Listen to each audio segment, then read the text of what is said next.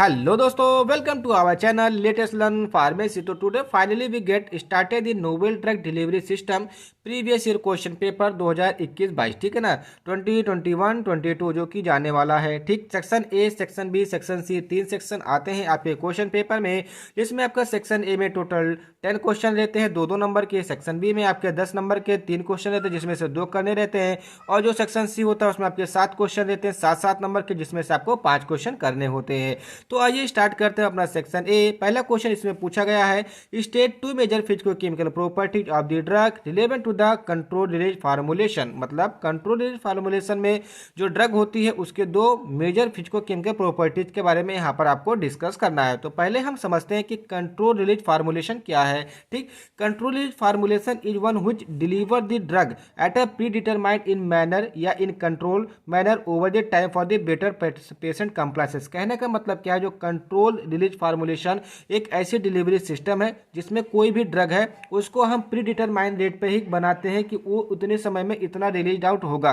कहने का मतलब क्या है कि जैसे आप 500 mg के पैरासीटामॉल लेते हैं, उसमें से आपको 250 mg हर 6 घंटे पे रिलीज आउट करवानी है, ठीक है। तो आपने एक बार पैरासीटामॉल 500 mg खा ली, उसके बाद उस फार्मूलेशन को हमने इस तरीके से डेवलप किया, इस तरीके से उसके अंदर पॉलीमर की कोटिंग की हुई थी कि वो 6 घंटे के बाद 250 mg रिलीज आउट करेगा, देन फिर 6 घंटे के बाद वो 250 mg रिलीज आउट करेगा। तो वही कि हमने प्री डिटरमाइंड कर दिया कि उसको 2.5 घंटे के बाद रिलीज करना है 250 mg पैरासीटामॉल। तो हमने इसको पहले लेने से पहले उसको प्री डिटरमाइंड कर दिया फार्मूलेशन में। तो इसी को क्या बोलते हैं, कंट्रोल रिलीज फार्मूलेशन। सिंपल सा कहने मतलब है किसी भी ड्रग फार्मूलेशन की उसकी जो रिलीजिंग रेट है उसको कंट्रोल करना, it's undergo the control release formulation. अब वो चाहे डिले रिलीज हो, चाहे सस्टेन रिलीज हो, चाहे वो क्विक रिलीज होना चाहिए, ठीक है ना।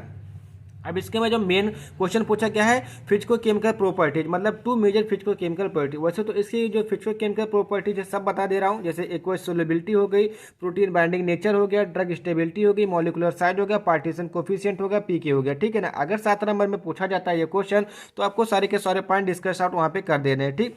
तो यहाँ पे जो 2 पूछा गया, दूसरे में से सबसे पहला क्या है, एक्वस स्टेबिलिटी या एक्वस सॉलिबिलिटी, ठीक है। यहाँ पे आप सॉलिबिलिटी कर लीजिए, सॉलिबिलिटी। तो drug with a low water solubility difficult to incorporate into the sustain range of the drug. मतलब ऐसी ड्रग जिसकी जो वाटर सॉलिबिलिटी कम है उसको हम सस्टेन रेंज का मतलब नहीं बना सकते, मतलब जो सस्टेन रेंज फार्मूलेशन होती है उसमें उसको नहीं बना सकते, मतलब बहुत कठिनाई होती है।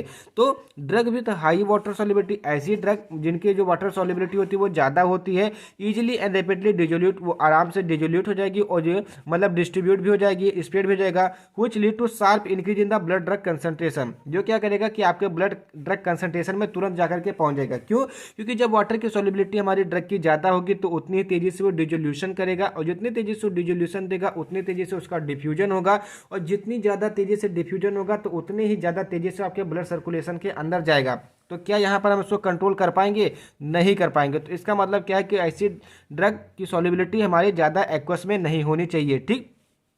दूसरा क्या है, पार्टीशन कोफिशिएंट। कहने का मतलब क्या है कि मतलब पार्टीशन कोफिशिएंट, तो सिंपल सा बात है कि fraction of the drug in lipid phase to the that of the water phase. कहने का मतलब क्या है कि एक ड्रग का जो अमाउंट है वो कितने अमाउंट में वाटर फेज में जाता है, कितने अमाउंट में लिपिड फेज में जाता है, ठीक। तो drug which have highly lipophilic in nature. कहने का मतलब क्या है, सिंपल सा बोले कि जिसका पार्टीशन कोफिशिएंट नंबर ज़्यादा होगा तो उसको हाईली लिपोफिलिक ड्रग बोलेंगे। तो cannot permeate the biological membrane easily, जो कि क्या करेगा, बायोलॉजिकल मेम्ब्रेन को इजिली क्रॉस नहीं कर पाएगा, ठीक है ना। And drug with highly hydrophilic, मतलब ऐसी ड्रग जिनका जो पार्टीशन कोफिशिएंट कम है, do not permit biological membrane, वो बायोलॉजिकल मेम्ब्रेन को परमिट नहीं कर पाएगा। तो hence we can say that drug have either higher partition coefficient value or lower partition coefficient से not suitable for control range of the formulation. अब ऐसा क्यों है, सिंपल से कहने का मतलब क्या है कि किसी भी ड्रग की जब वो ज़्यादा वाटर सोल्यूबल हो जाएगा, तो अभी जस्ट मैंने बताया कि अगर उसका पार्टीशन कोफिशिएंट कम होगा तो वो क्या हो जाएगी, हाइड्रोफिलिक, मतलब वाटर सोल्युबिलिटी हो जाएगी, तो तुरंत डिजोल्यूट हो जाएगी, तुरंत हमारे उससे कंसंट्रेशन ब्लड में ज़्यादा हो जाएगी। वहीं अगर वो ज़्यादा लाइपोफिलिक हो जाएगी तो भाई हमारा वहाँ पर एक्वस मीडियम हमारे बॉडी के अंदर, तो वहाँ पे वो हम मतलब जब क्या तेल के अंदर पानी आसानी से मिल जाता है, नहीं मिलता है, तो उसी प्रकार से जब वो ड्रग हमारी बॉडी के अंदर जाएगी, ब्लड सर्कुलेशन के अंदर जाएगी, तो उतनी अच्छी डिस्ट्रीब्यूट नहीं हो पाएगी। तो इसीलिए कहा जाता है कि जो हमारी जो नोवेल ड्रग सिस्टम की जो भी ड्रग है जो कंट्रोल रेंज फार्मूलेशन में बनाई जाती है, उसकी जो पैरामीटर है पार्टीशन कोफिशिएंट है वो इक्वल अमाउंट में होना चाहिए, ना इधर ज़्यादा ना उधर कम, ठीक है ना, इसलिए CDDS का यहाँ पे यूज किया जाता है। उसके बाद दूसरा क्वेश्चन आता है mention the role of polymer in the formulation of the control drug delivery system, मतलब कंट्रोल ड्रग डिलीवरी सिस्टम में जो पॉलीमर्स है उनका क्या रोल है, इसके बारे में पूछा गया। तो पहली बात पॉलीमर्स क्या होते हैं, तो polymers are those agent which contain several small repeating unit, मतलब जो ऑफ द लाइपोफिलिक मोइटी, ठीक है, ये लाइपोफिलिक मोइटी के होते हैं और जो इनका यूज किया जाता है जो हमारी ड्रग होती है, जो ड्रग होती है उनको कंट्रोल रिलीज करवाने के लिए पॉलीमर का यूज किया जाता है। तो सिंपल सा हम बोल सकते हैं the polymers are used for the formulation of control release drug dosage form, पहला चीज हो गया। अब इसके रोल्स क्या है, तो polymers are use in the formulation of the Ocusert drug delivery system, जो कि हमारे सिंपल सा कहने की बात है ऑप्थेल्मिक ड्रग सिस्टम में यूज किया जाता है। For control and predetermined release of the drug, मतलब कहने का क्या है कि जो ड्रग है उसका जो रिलीज है उसको हम कंट्रोल कर सके और पहले से ही ये मतलब ये उसके अंदर ऐसे डेवलपिंग डाल सकें कि वो इतने देर में इतना रिलीज आउट होगा, ठीक। Use in the formulation of the Transderm Nitro, जो कि क्या है नाइट्रोग्लिसरीन का फार्मुलेशन है NDDS के अंदर, ठीक है। ड्रग डिलीवरी सिस्टम जो नाइट्रोग्लिसरीन को आपको 0.5 ग्राम पर सेंटीमीटर स्क्वायर के हिसाब से पर डे वो रिलीज करता रहेगा। तो एक बार आपने इंटेक कर लिया तो वो क्या करेगा 0.5 ग्राम पर सेंटीमीटर स्क्वायर के हिसाब से पर डे वो रिलीज होता रहेगा, ठीक है ना। Use in the formulation of the Progestasert IUD, मतलब जो कि प्रेगनेंसी को प्रिवेंट करता है उसके फार्मुलेशन में भी इसका यूज किया जाता है, ठीक है ना। Formulation of sustain release formulation, मतलब जो सस्टेन रेट जो ड्रग्स है उनके फार्मुलेशन में इनका यूज किया जाता है। And formulation of the delayed release formulation, मतलब जो कि डिलेड रिलीज जो फार्मुलेशन ड्रग की होती है उनको बनाने के लिए भी इसका यूज किया जाता है। उसके बाद क्वेश्चन नंबर 3 आता है state the principles of the bio adhesion, मतलब बायो एडेशन के प्रिंसिपल यहाँ पे पूछा गया है, ठीक है ना। तो सबसे पहले हम जानते हैं कि बायो एडेशन क्या है।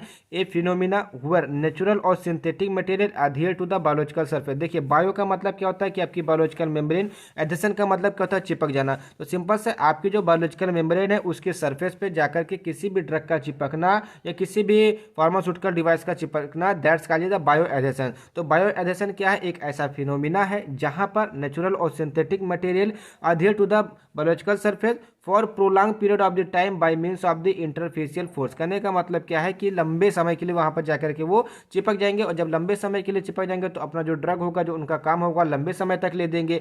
और इनके बीच में कौन सा फोर्स काम करता है, इंटरफेशियल फोर्स काम करता है, ठीक। तो म्यूको एडेशन भी इसको बोलते हैं। Bio adhesive polymer initially spread and over the biological membrane, मतलब कहने का क्या है कि जो हमारी बायोलॉजिकल मेम्ब्रेन है उसके ऊपर जो हमारे बायो एडेसिव पॉलीमर होता है स्प्रेड मतलब फैल जाता है, फैलने के बाद उस सरफेस पे कांटेक्ट कर जाता है तो वहां से धीरे धीरे वो डिफ्यूज होता रहता है। अब इसके प्रिंसिपल के बारे में बात करते हैं। तो जो इसका प्रिंसिपल है बेसिकली हमारे 5 पे निर्भर है, लेकिन यहाँ पे हम 2 थ्योरी की बात करेंगे, ठीक है ना। The principle of bio adhesion is based on the electronic theory, absorption theory, waiting theory, ठीक है, ठीक है।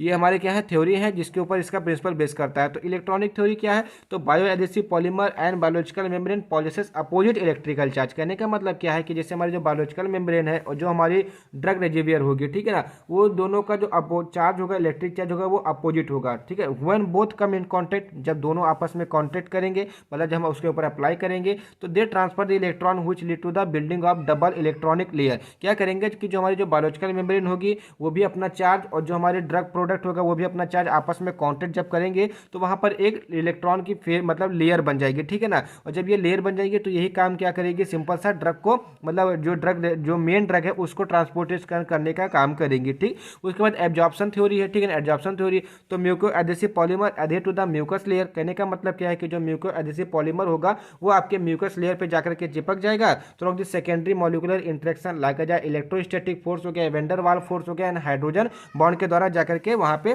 चिपक जाएंगे। उसके बाद क्वेश्चन नंबर 4 आता है name the factor affecting transmucosal permeability. तो जो ट्रांसम्यूकोसल परमेबिलिटी होता है, जो उसके जो कुछ फैक्टर्स अफेक्टिंग है वो कौन कौन से हैं। तो ट्रांसम्यूकोसा परमेबिलिटी क्या है, transport of the material across the oral mucosa, मतलब ओरल म्यूकोसा के ट्रांसपोर्ट कराना ड्रग, मतलब ओरल म्यूकोसा से ट्रांसपोर्ट होकर के हमारे बॉडी के अंदर जो जाती है ड्रग उसी को बोलते हैं ट्रांसम्यूकोसल परमेबिलिटी बोलते हैं, ठीक है ना। अब इससे कुछ फैक्टर्स हैं। पहला क्या है, लिपोफिलिसिटी ऑफ द ड्रग। तो सिंपल सी बात है कि जितनी ज़्यादा उसकी लिपोफिलिसिटी होगी उतनी ज़्यादा उसकी परमेबिलिटी होगी। क्यों, क्योंकि जो हमारी एपिथेलियल टिश्यू होती है वो किसकी बनी होती है, लाइपोफिलिक इन नेचर होती है। तो जब अगर वो हाइड्रोफिलिक अगर वहाँ पे होगा तो लाइपोफिलिक हाइड्रोफिलिक तो मिक्स नहीं होंगे, तो आसानी से वो क्या ट्रांसपोर्ट नहीं हो पाएंगे। अगर वही हम जो ड्रग हमारी लाइपोफिलिक होगी तो हमारी वहाँ पे जाके बायोलॉजिकल मेम्ब्रेन के पॉलीमर से जाकर के अटैच मतलब जो लिपिड की लेयर होगी बायोलॉजिकल मेम्ब्रेन की फास्फोलिपिड की जो लेयर होगी उससे जाकर के कॉम्बिनेशन बना लेंगे, इजीली डिजोल्यूट हो जाएंगे। तो जितनी जल्दी डिजोल्यूट हो जाएंगे उतनी जल्दी हमारे वो ड्रग की परमिमेट कर जाएगी हमारी किसको, ओरल म्यूकोसा को। कौन कौन से फैक्टर्स हैं? पहला क्या है, सलाइवरी सिक्रेशन, मतलब अगर आपका सलाइवा जो एक्सेस अमाउंट में सिक्रेट आउट होता रहेगा तो जो हमारी ट्रांसम्यूकोसल परमिबिलिटी घटेगी। अभी एग्जांपल के तौर पे हम सिंपल से बारे में बात करें कि आपको कोई ड्रग है, ड्रग आपने मुंह के अंदर रखी, अब सलाइवा का इंक्रीज हो रहा है तो वहाँ पे उतना ज़्यादा वो डिजोल्यूट होती चली जाएगी और वो आपके कहाँ पे जीआईटी में चले जाएगा, तो यहाँ पे ट्रांसम्यूकोसल परमिबिलिटी उसकी घट जाएगी। Binding to the oral mucosa, अगर ओरल म्यूकोसा के साथ में बाइंड हो जाती है अच्छी तरीके से तो वो क्या करेगी, highly binding nature to higher permeation, मतलब कहने का मतलब क्या है कि उसका जो ट्रांसम्यूकोसल परमिबिलिटी होगी वो आपको ज्यादा देखने को मिलेगी यहाँ पे। Thickness of the epithelium tissue, मतलब कहने का क्या है कि जो एपिथेलियम टिश्यू है उसकी ज़्यादा जितनी ज़्यादा थिकनेस होगी उतनी ही कम उसकी परमिबिलिटी होगी, ठीक है ना। उसके बाद सरफेस एरिया, तो large surface area increase transmucosal permeability, जितना मतलब सरफेस एरिया ज़्यादा होगा उतनी ज़्यादा हमको वहाँ पे ट्रांसम्यूकोसल परमिबिलिटी देखने को मिलेंगी, ठीक। तो ये सारे कुछ फैक्टर्स हैं, अब इसको चाहे तो आप एक एक करके वहाँ पे डिफाइन भी कर सकते हैं, ठीक है ना। उसके बाद नेक्स्ट क्वेश्चन आता है question number 5, state the working principle of various permeation enhancer, जो परमिएशन एनहेंसर होते हैं वो कैसे काम करते हैं उनके वर्किंग प्रिंसिपल के बारे में आपको यहाँ पे बताना है। तो पहले हम बात करें परमिएशन एनहेंसर क्या होते हैं। सिंपल सा कहने का मतलब क्या है कि किसी भी ड्रग फार्मुलेशन में यूज किए जाने वाले ऐसे प्रोडक्ट या ऐसे एक्सिपिएंट जो कि उनकी इनहेंसिंग पावर को बढ़ा देते हैं। मतलब कहने का क्या है कि वो एक स्थान से दूसरे मतलब मान लीजिए कि आपकी मेम्ब्रेन है, अब इस मेम्ब्रेन से यहाँ से ये ड्रग आपकी यहाँ इस कंपार्टमेंट में, ये इस कंपार्टमेंट में, तो इस ड्रग की जो मतलब इनहेंस करने की जो क्षमता होगी उसको बढ़ा देंगे कि जल्दी से ही जाकर के यहाँ पे परमिएट हो जाए, तो इसी को क्या बोलेंगे, परमिएशन एनहेंसर। तो permeation enhancer are the chemical agent that promote the permeability of the stratum corneum. कहने का मतलब स्ट्रेटम कॉर्नियम क्या है, आपकी स्किन की लेयर है, ठीक है ना। तो क्या करेंगे, ऐसे केमिकल एजेंट होते हैं जो कि स्ट्रेटम कॉर्नियम की जो परमेबिलिटी होती है उसको प्रमोट करते हैं, ठीक है ना।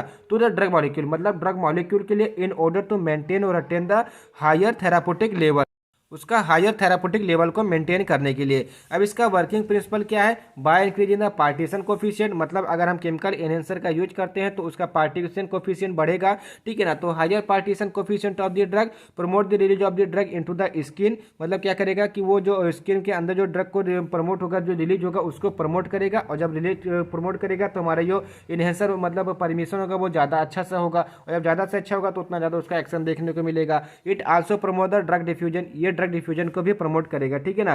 Bye crossing the biological membrane, मतलब बायोलॉजिकल मेम्ब्रेन को क्रॉस करके, तो permeation enhancer and drug combination, जब ड्रग का कॉम्बिनेशन बनेगा तो ये बायोलॉजिकल मेम्ब्रेन को क्रॉस कर देंगे। क्यों, मान लीजिए कि एग्जांपल के तौर पे ये आपका क्या है, आपका परमिएशन एनहेंसर है, ये आपका ड्रग है, ठीक है ना। अब ये ड्रग ये एक टेंडेंसी थी कि बायोलॉजिकल मेम्ब्रेन को क्रॉस नहीं कर पाएगी, ठीक। अब हमने क्या किया, परमिएशन एनहेंसर का यूज किया, अब इसकी परमिबिलिटी को बढ़ा दिया, तो जो हमारे इसके साथ में क्या हुआ, बायोलॉजिकल मेम्ब्रेन का मतलब क्या किया, इसने क्रॉस कर दिया। अब जाकर के जहां पे इसको एक्शन देना होगा, जो इसके ऊपर की परमिएशन एनहेंसर कोटिंग होगी वो हटा दी जाएगी, और जो ड्रग होगा हमारा वो अपना वहां पे एक्शन स्टार्ट करना शो कर देगा। Permeation enhancer also act by swelling the polar pathway, क्या करेंगे, पोलर पाथवे को स्वेल कर देंगे, जिसकी वजह से उसकी जो परमिबिलिटी होगी वो बढ़ जाएगी। And bye increasing the fluidity, और फ्लूइडिटी भी बढ़ा देंगे, तो जिसकी वजह से जो उसकी परमिबिलिटी होगी वो बढ़ जाएगी। उसके बाद नेक्स्ट क्वेश्चन आता है, define the meter dose inhaler, मतलब एमडीआई, ठीक है ना। तो मीटर डोज इनहेलर क्या होते हैं, सिंपल सा जो कि आप इनहेलर का यूज करते हैं, ठीक है, जिससे कि आपको क्या मिलती है, ड्रग मिलती है, आपके रेस्पिरेटरी सिस्टम में जाती है, देन वो अपना एक्शन शो करती है। तो meter dose inhaler is a defined या designed to produce a fine mist of the drug particle, मतलब जो ड्रग पार्टिकल्स उसके जो फाइन ड्रॉपलेट्स टाइप के जो साइज है उसको डिलीवर करने के लिए इनटू द रेस्पिरेटरी सिस्टम और द लंग्स। सिंपल सा कहने का मतलब क्या है कि जो मीटर डोज इनहेलर है वो कंटेन किया होता है लेस देन 5 माइक्रोन के ड्रग पार्टिकल साइज को, जिसका यूज किया जाता है कि आपका जो ड्रग है, जो ड्रग रेजिरवियर है, जो ड्रग है वो डायरेक्टली आपके रेस्पिरेटरी सिस्टम में डिलीवर कराया जा सके, जिससे कि आपको तुरंत आराम मिल सके, ठीक। The drug is mixed with the propellant which deliver by inhaler in the metered amount. कहने का मतलब क्या है कि जो ड्रग होगी आपकी, जैसे एग्जांपल के तौर पे आपके बेक्लोमेथासोन हो गया, ठीक है ना, और आपका अदर टाइप्स के जो भी मतलब जो बुडेट्रॉल वगैरह जो आते हैं, फ्लूट्रॉल वगैरह आते हैं, बेटनी सॉल्ट्स वगैरह, ठीक है, ये सारी चीज़ें आती हैं, उसको मतलब किससे प्रोपेलेंट के साथ में मिक्स कर दिया जाएगा। वो प्रोपेलेंट क्या काम करेगा, उसको मीटर डोज के तरीके से काम करेगा कि उसको एक इक्वल मतलब जितना उसको चाहिए होगा उतने ही अमाउंट में वो एक स्प्रे में बाहर निकलेगा। ठीक, the delivery efficiency of MDI influence by, मतलब जो डिलीवरी एफिशिएंसी है किसकी, मीटर डोज इनहेलर की, वो इन्फ्लुएंस होती है किससे, इंस्पायरेटिव फ्लो रेट, मतलब कहने का क्या कि आपका जो फ्लो रेट है इंस्पायरेशन का वो कितना है, पेशेंट ब्रीथिंग पैटर्न, मतलब पेशेंट का ब्रीथिंग पैटर्न क्या है, एंड हैंड माउथ कोऑर्डिनेशन, और हैंड माउथ का कोऑर्डिनेशन के वो उससे इन्फ्लुएंस करेंगे। ठीक है ना। उसके बाद नेक्स्ट क्वेश्चन आता है, state the functions of various structural component of the liposomes, मतलब लाइपोसोम्स जो है उनके उसके जो स्ट्रक्चर होते हैं उसमें कितने कंपोनेंट देखने को मिलते हैं। ठीक, तो liposomes are the microscopic sealed structure in which aqueous compartment include by one or more phospholipid layer. कहने का मतलब क्या है कि लाइपोसोम्स हमारे एक ऐसे एजेंट होते हैं जो क्या करते हैं, एक एक्वस कंपार्टमेंट को दो, एक या एक से अधिक फास्फोलिपिड बाइलेयर से मतलब घेर कर रखते हैं। जैसे एग्जांपल के तौर पर यहाँ पर है, ये आपकी एक्वस लेयर है, ठीक है ना, इसको एक और दो लिपिड बाइलेयर ने घेर कर रखा हुआ है। ठीक है, तो इसी को क्या बोलते हैं, हम लाइपोसोम से बोलते हैं। अब इसके कंपोनेंट के बारे में जानते हैं। Structure component of the phospholipid, तो मेनली जो लाइपोसोम्स होंगे, यहाँ पे आप लाइपोसोम्स कर लीजिए, लाइपोसोम्स, ठीक है, ये सारे करेक्शन मैं आपको नोट्स जब अपलोड करूंगा तब करके दे दूंगा। ठीक, तो the main component of the liposomes are phospholipid and the cholesterol. ठीक, तो phospholipid is the most essential component of the biological membrane, biological membrane के लिए फास्फोलिपिड मोस्ट एसेंशियल कंपोनेंट, क्योंकि जो हमारी ऊपर की सरफेस होती है, ठीक है ना, जो स्किन की सरफेस होती है फास्फोलिपिड की ही बनी होती है। The common phospholipid are lecithin, जिसको हम फास्फेटाइडाइल कोलिन के नाम से जानते हैं, और दूसरा क्या है, एम्फीफेटिक मॉलिक्यूल्स हो गया। ठीक, उसके बाद इसके दूसरा कंपोनेंट क्या है, कोलेस्ट्रॉल है। तो कोलेस्ट्रॉल इनहेंस करेगा किसके, characteristics of the lipid bilayer की, जो लिपिड बाइलेयर की जो कैरेक्टरिस्टिक्स इनहेंस करेगा। It enhance the rigidity of the phospholipid layer, और जो फास्फोलिपिड की जो लेयर होती है उसकी रिजिडिटी को भी बढ़ाएगा। And reduce the permeability of the water soluble substance, और क्या करता है, सिंपल सा कोलेस्ट्रॉल का जो नेचर होता है वो लिपोफिलिक होता है, तो इसलिए जो हाइड्रोफोबिक जो सब्सटेंसेस होगा, जो वाटर सोल्यूबल सब्सटेंस होगा, उसकी परमेबिलिटी को भी क्या करेंगे, घटा and enhance the stability of the membrane, जो मेम्ब्रेन होगी उसकी भी स्टेबिलिटी को ये बढ़ाएंगे। तो बेसिकली दो स्ट्रक्चर कंपोनेंट है क्या, फास्फोलिपिड एंड कोलेस्ट्रॉल। ठीक, उसके बाद क्वेश्चन नंबर 8 क्या है, mention the application of monoclonal antibody on the targeted drug delivery system, मतलब टारगेटेड ड्रग डिलीवरी सिस्टम में मोनोक्लोनल एंटीबॉडी का क्या एप्लीकेशन है। तो सिंपल सा मोनोक्लोनल एंटीबॉडी क्या होती है, जो कि एक स्पेसिफिक टाइप के एंटीजन के ऊपर काम करे। ठीक है ना, तो monoclonal antibody is a specific type of the antibody which specific towards an epitope of the antigen, मतलब कहने का क्या है कि ये एक खास प्रकार के एंटीजन के एपिटोप के ऊपर काम करते हैं, उसको किल करने का काम करते हैं। मोनो का मतलब सिंगल, क्लोनल का मतलब जो क्लोन करके बनाई गई हूँ। ठीक, जो एक ही बैक्टीरिया के एंटीजन के ऊपर काम करेगी। एप्लीकेशंस क्या है इसके, जो कि आपको बताना है, monoclonal antibody can be use for the delivering the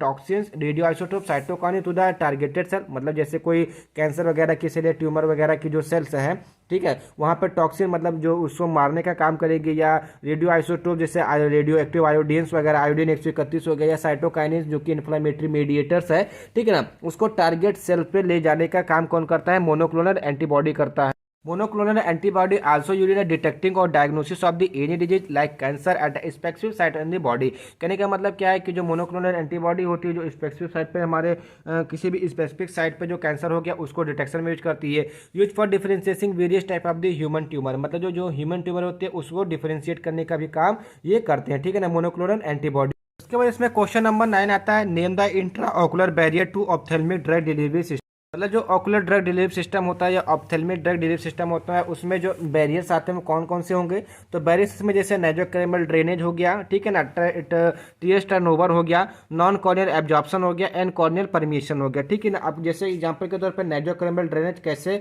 as a barrier काम करता है, तो when medication instil into the सूल डी सैक, ये जो स्पेस होता है, ठीक है ना, अगर यहाँ पर हम किसी भी मेडिकेशन को इंसर्ट करते हैं या इन्हें इंस्टॉल करते हैं तो टीयर वॉल्यूम कंस्टेंटली इंक्रीज, तो वहाँ पर जो टीयर का वॉल्यूम्स होगा वो कंस्टेंटली बढ़ता जाएगा, जिसकी वजह से आपकी आंखें तुरंत बंद होने लगेगी और आपकी जो ड्रेनेज होगी वो स्टार्ट होगी। और जब ड्रेनेज स्टार्ट हो जाएगा टीयर्स का, तो उसके साथ में जो आपकी ड्रग होगी वो भी ड्रेन आउट हो जाएगी। तो इस प्रकार से आपको वहाँ पे वो एक बैरियर के तरीके से काम करेगा। ठीक, टीयर टर्नओवर, अगर आपके आंखों में आंसू ज्यादा हो गए तो highly tear turnover reduce the bioavailability of the drug. ठीक है ना, कॉर्नियल परमिशन, तो कॉर्निया है द हाइड्रोफोबिक स्ट्रक्चर, तो hence ophthalmic drug does not मतलब क्रॉस इट, मतलब जो ऑप्थेल्मिक ड्रग होगी इसको क्रॉस नहीं कर पाएगी।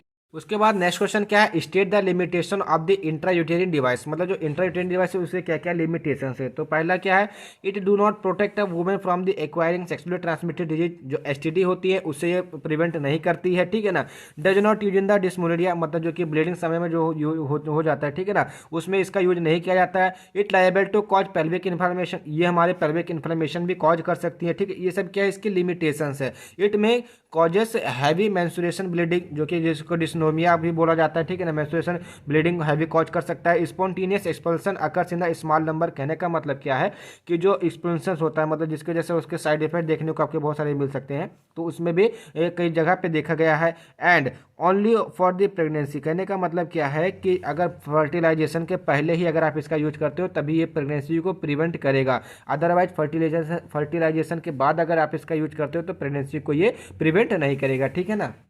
उसके बाद आता है सेक्शन बी। सेक्शन बी में टोटल 3 क्वेश्चन रहते हैं जिसे हमको 2 सॉल्व करने रहते हैं। तो पहला क्वेश्चन यहाँ पर क्या है, describe the various approaches for designing control release formulation with suitable example. देखिए यूनिट नंबर फर्स्ट का क्वेश्चन है जिसमें हमने अप्रोचेस के बारे में आपको ऑलरेडी समझाया हुआ है, उसी को फिर से यहाँ पे हम डिस्कस करेंगे। तो सबसे पहले आपको यहाँ बताना होगा कि कंट्रोल रिलीज फार्मुलेशन होता क्या है, देन इसके अप्रोचेस के बारे में आपको बताना है। तो बेसिकली अगर हम बात करें तो जैसे कि नाम से इंडिकेट हो रहा है कि कंट्रोल का मतलब क्या होता है कि किसी भी चीज़ को उसकी हद में रखना, मतलब कहने का क्या है कि कंट्रोल में करना। अब वो चाहे उसकी रिलीजिंग रेट हो, चाहे वो टाइमिंग ड्यूरेशन हो, चाहे वो उसकी मतलब टाइमिंग हो, ठीक। तो सिंपल सी बात है कि किसी भी फार्मूलेशन की जब हम उसके रिलीज को कंट्रोल करते हैं तो this is known as a control release formulation, ठीक।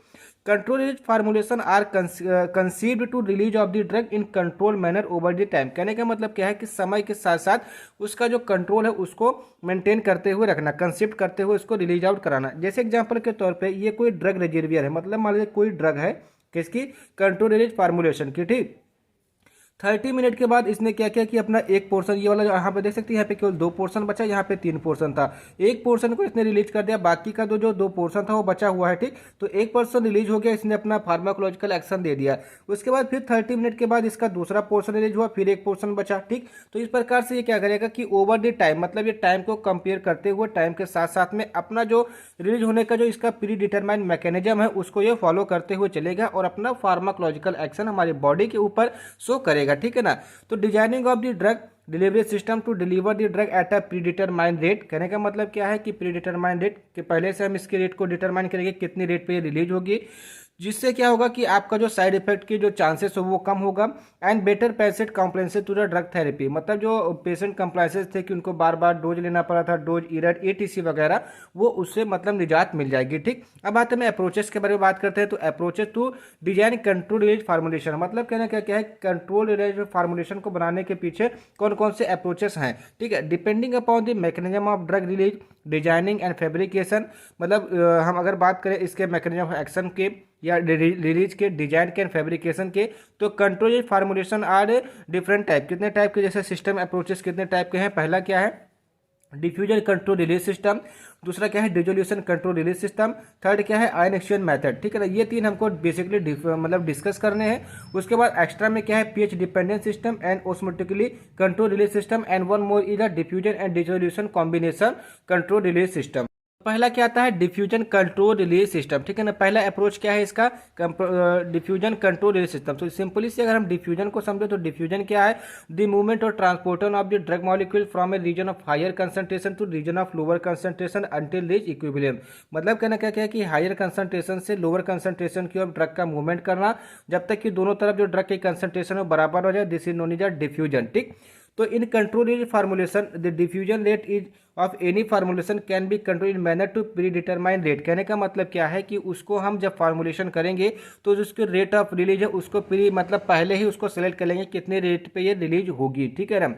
इन this system the drug molecule is coated with the slow diffusing material, मतलब कहने का क्या है कि इस सिस्टम में, मतलब किस सिस्टम में, डिफ्यूजन कंट्रोल सिस्टम में जो ड्रग मटेरियल होगा उसको हम स्लो डिफ्यूजिंग मटेरियल या कंट्रोल रिलीज डिफ्यूजिंग मटेरियल के साथ में, जो कि पॉलीमर होता है, उसके साथ में उसको कोटिंग करेंगे। तो सिंपल सी बात है कि हमारी ये एक ड्रग रिजर्वियर है जिसके अंदर ड्रग है और ड्रग को हमने क्या की कोटिंग कर दिया किसके साथ में, स्लो डिफ्यूजिंग पॉलीमर के साथ में, ठीक है। तो ये आपका क्या बन जाएगा, आपने एविडेंस भी दे दिया कि इस प्रकार से होता है।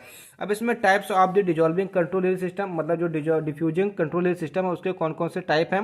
पहला क्या है, रिजर्वियर सिस्टम या reservoir device, the core of the drug encapsulated with a water insoluble polymeric membrane. कहने का मतलब क्या है कि जो ड्रग आपकी मेन ड्रग है, ठीक है ना, कोर का मतलब क्या होता है कि जो मेन कंपोनेंट होता है, ठीक है ना, the core of the drug, जिसको इनकैप्सुलेट किया जाता है किसमें, वाटर इनसोल्युबल पॉलीमेरिक मटेरियल में। अब वाटर इनसोल्युबल पॉलीमेरिक मटेरियल में क्यों ही इसको मतलब इनकैप्सुलेट किया जाता है, क्योंकि जो हमारी बॉडी है उस बॉडी में वाटर के कंटेंट ज़्यादा है, तो जहाँ मतलब जब पॉलीमर अगर हम वाटर इंसोल्युबल करेंगे तो जो पॉलीमर होगा वो वाटर के साथ में रिएक्शन करके सोल्यूबल हो जाएगा और जो आपकी ड्रग है वो तुरंत रिलीज आउट हो जाएगी। तो इसलिए यहाँ पर हम कौन सा यूज करते हैं, वाटर इंसोल्युबल पॉलीमेरिक मटेरियल। अब ये कैसे होते हैं, देखिए ये मान लीजिए कि आपके अंदर के ड्रग्स हैं, ऊपर आपके पॉलीमर की कोटिंग कर दी गई, ये जो कोटिंग होगी रेट कंट्रोलिंग पॉलीमेरिक मेम्ब्रेन से कोटिंग की जाई होगी, ठीक है ना। अब एक मतलब समय जीरो पे, मतलब जब आपने इसका इंटेक किया तब इसका कोई भी रिलीज नहीं हुआ, लेकिन जब आप इसने इंटेक कर लिया, इंटेक करने के बाद कुछ समय के बाद इसमें से ड्रग रिलीज होना स्टार्ट हुई और कुछ ड्रग अंदर ही इनकैप्सुलेट रह गई, ये कुछ समय के बाद रिलीज होगी। तो इसी को बोलते हैं क्या, सिंपल सा, encapsulation of the drug molecules into the polymeric membrane, this known is a reservoir device, ठीक है ना। वहीं दूसरी बात ये रही कि ये जो ड्रग होगी ये रिलीज होगी अपने एक मतलब प्रीडिटरमाइन रेट पे। अब इसके एडवांटेजेस क्या है, तो जीरो ऑर्डर फॉलो करता है, ठीक है, जहां मतलब जहां पे इसको एग्जैक्ट टारगेट स्थिति पे जहां पे आपको रिलीज कराना होगा वहां पे आप रिलीज करवा सकेंगे, ठीक है ना। Release rate will very with the polymer type, मतलब पॉलीमर का डिफरेंट टाइप का हम पॉलीमर यूज करके इसकी जो रिलीज रेट है उसको भी हम डिफरेंट या वेरी कर सकते हैं। डिसएडवांटेजेस क्या है, टॉक्सिसिटी में भी अकर, क्योंकि पॉलीमर यूज हो रहा है, हाई मॉलिकुलर के जो वेट हो गए उसको हम डिलीवर नहीं कर सकते हैं with the help of the किसके, रिजर्वियर सिस्टम के आधार पर, ठीक है ना। उसके बाद सेकंड सिस्टम क्या आता है, मैट्रिक्स डिवाइसेस।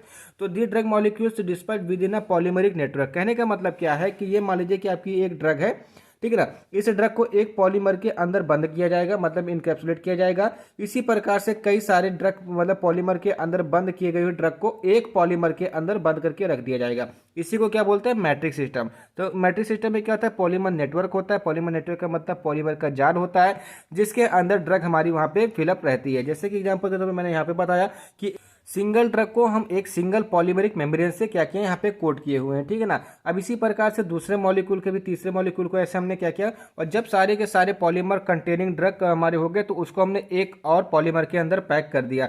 तो वही है यहाँ पर आप सिंपल से देख सकते हैं कि हमारा क्या है, एक पॉलीमर की लेयर है उसके अंदर एक ड्रग पॉलीमर की लेयर। इसी प्रकार से ये हमारा क्या है, मैट्रिक्स सिस्टम है, ठीक है ना, जिसमें हम क्या करते हैं, पॉलीमर नेटवर्क का यूज करते हैं। अब ये रिलीज कैसे करेगा, देखिए जब हम इसको इंटेक करेंगे तो हमारी बॉडी के अंदर जाएगा, देन ये कुछ अमाउंट का जो होगा उसको रिलीज करेगा।